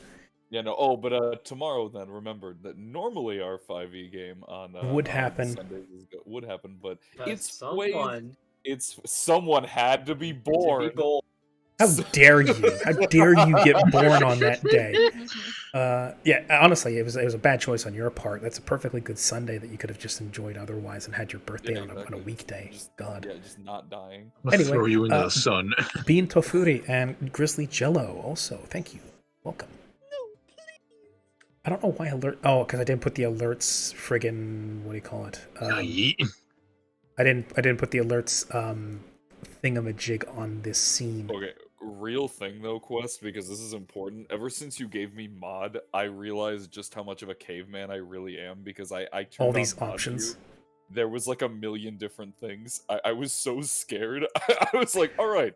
Look, I'm not asking for Oh, you no. to. I'm not asking for you to just like run things. I just want you to be there in case I'm slow on the uptake. You see someone coming in and is like, "Hi, I'm a graphics effects artist. Would you be interested if I could draw things for you?" And go, "Nope, Yeah, no, I out." can do that. I can click X. Like Thank you, fanboy. It's a lot of this was the hard work of, for one, the model that I currently have. This isn't usually how I look like. I usually look like this. However, It's a lot more soft and and round and squishy, yes. yeah. The small boy that you saw, this charming fellow, was drawn by our friend here, Sully, who is playing the foppish-looking unicorn man. He's still here. I I think am. Oh, there you Sully are. is here. There you are. That is a lovely piece of work that I'm very happy I commissioned. The rest of the setup, the PNGs that you see lighting up and jumping now and then, that was, as well as the background, were drawn by my friend General Pedro. Wonderful artist, very good at what he does. The map was made by myself and is used in Roll20. It's a fairly unga-bunga setup, all things considered, but I like how it's come together. Yeah. Caveman hours here. Hey, if it's simple and it works, it works. I run tabletop. I'm not a data scientist or like a graphics specialist. Well, Graphic Carly, design is my passion. take one out of my book, Quest. I am a engineer in terms of computers. I'm a brilliant. Lie to Really? me one more You fucking you time. say this after I saw your download folder. You absolute Neanderthal. Don't talk about my Huh. download folder. I have yet to see it. I have folders now. I learned how to make folders. Oh, okay. That does actually Good. change things quite a bit. Good. It took me 2 hours. I didn't know how to make a folder. That's I 2 hours. tried. Eventually, in the future, that will save you 1-2 minutes at a time, and eventually, it will pay back in dividends. Oh, good. The amount of time it will save you looking for things will make a difference.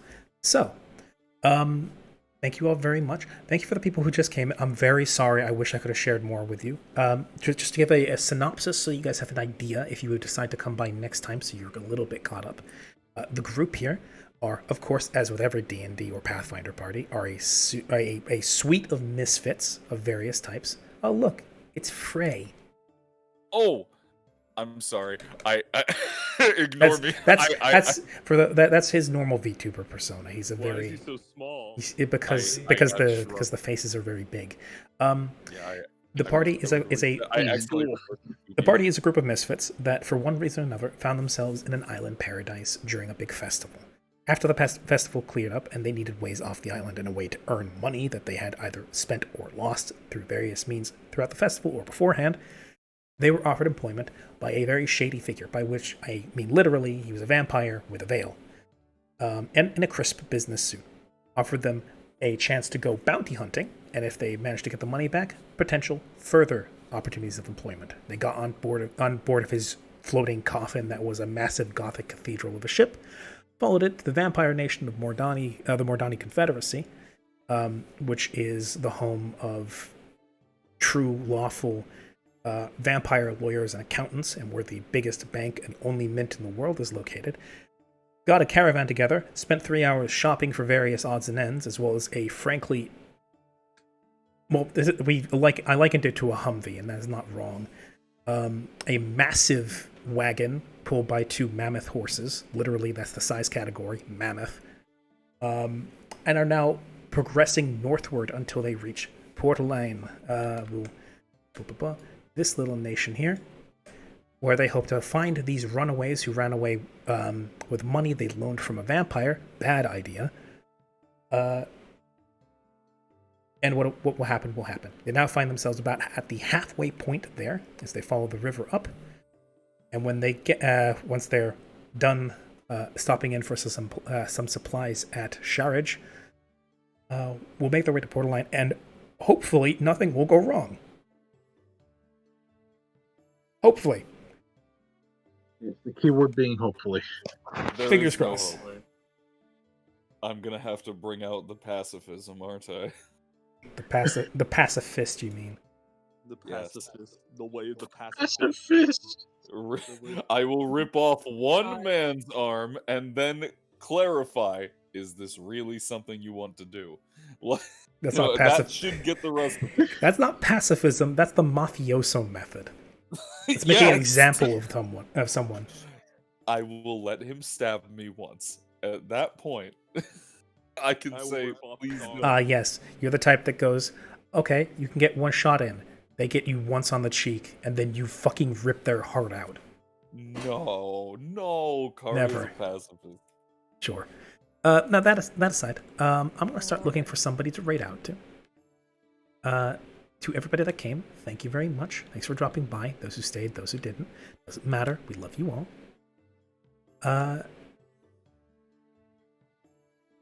Right, okay. Who is currently on? I am tempted, given that the people who just dropped in did so via the Pathfinder tag, might be looking for more tabletop. Who should we pass this along to? I see that Narrative Declaration is playing. Those are the same people, roughly the same people that did the what do you call it? The Warhams. People recognize that. If not, Nat 19 is playing. They're doing Dungeons and Dragons. I think they're doing Vestige of Ophiuchus. Oh. Alternatively, I can just browse the Pathfinder tag and see what's going on there, and we can write out to somebody else who's hopefully actually playing a session. Maybe, perchance. I'm gonna laugh. If they fucking if they're about to end as well. Whoever we raid. If so, we can just keep the train just chewing along.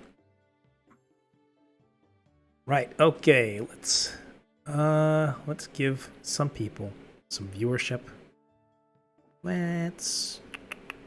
Okay, there's a few people on. There's us. There's Zerbius, who's GMing Pathfinder for the first time. There's Bahamut Blue, who is... That's a collective of VTubers, it would seem. They're doing Pathfinder as well. Tyrants Republica. There's a Spheres of Power game going on.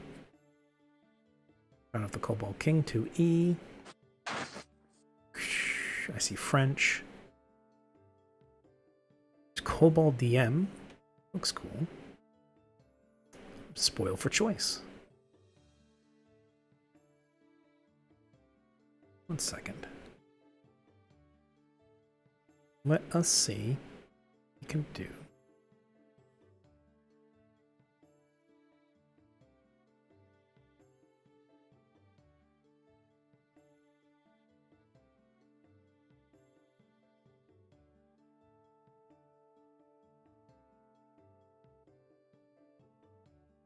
he's a professional DM. Interesting.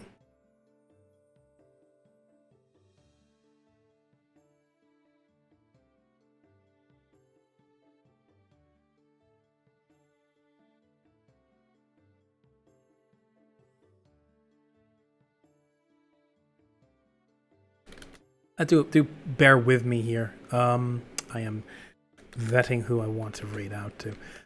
How is everybody doing so far? I hope you're doing well.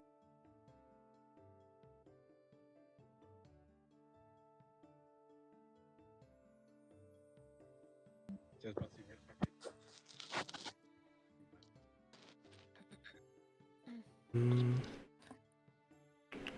gonna mute desktop real quick so people don't hear the streams I open. Verisal hungers. Yes, I agree. And again, it is midnight, so I can't be eating because that will mess with me something fierce. I want to find somebody to raid. 10 hours later, as I agonize. Oh, cool. Amenadal is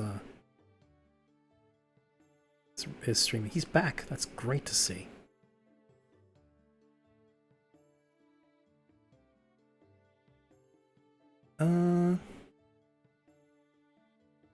You know what? Let's give Kobold DM some. They're playing Kobold Kingmaker. Interesting. So it's 2E Kingmaker, and they overall seem to be sort of on the scaly/furry spectrum. I think they're all playing monstrous races, which I think is pretty cool. Yeah, I too think kobolds are pretty cool. So we're gonna raid out to Kobold DM. Give them some love, everybody. Be excellent to one another, and hopefully next time around, if you guys aren't busy with House of Cats' stream at the time, I'd love to have you guys around. Yeah, man, for sure. I was muted that whole time, but yeah, please. I hope to see you all tune in next week for Genesis on Sunday, next Sunday, and of course, Because it'll tomorrow we'll good be to see- celebrating a birthday, or well, Fue will, as we welcome him back at some point from the maybe ravenous we'll arms of his family. Maybe we'll stream anyways. We'll figure something out. Well, maybe we'll Not see, Genesis. maybe we'll find out something. Yeah, I also may end up running. It's actually in the works now. I may end up running a World of Darkness mini campaign or one shot or whatever for the Dungeon Lounge, which is looking interesting. Oh, It's gonna be fun. Just gotta sort out a day and a time and get character creation in. Anyway, so World of Darkness is a mess. it's a fun mess though. It is a very fun mess. Anyways, have you found someone to raid? Yes, I am currently. The raid is starting. I can't see. Again, it should be like no, at the top. I can see it now. I meant literally. I'm blind. Ah. My eyes work. I'm just stupid.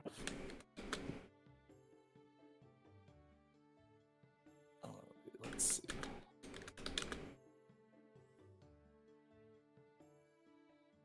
Okay. Right. Gotta throw you guys over there. Be kind to one another. It's a rough world out there. Stay excellent to one another. I'm gonna go get I'm gonna refresh my drink, I think, and then get some sleep. Also, Vera, I know you just sent me a message. I would love to go over what Vark did in the meantime. Gonna do that tomorrow because I am kind of dozing off. Okay. See you then. Right, so you guys take care, and I'm gonna hit the raid button. I'm gonna stop waffling and procrastinating now. So long. Bye, everybody. So long. Farewell. Auf Wiedersehen and goodbye. Bye. Yeah. Okay. Stop streaming.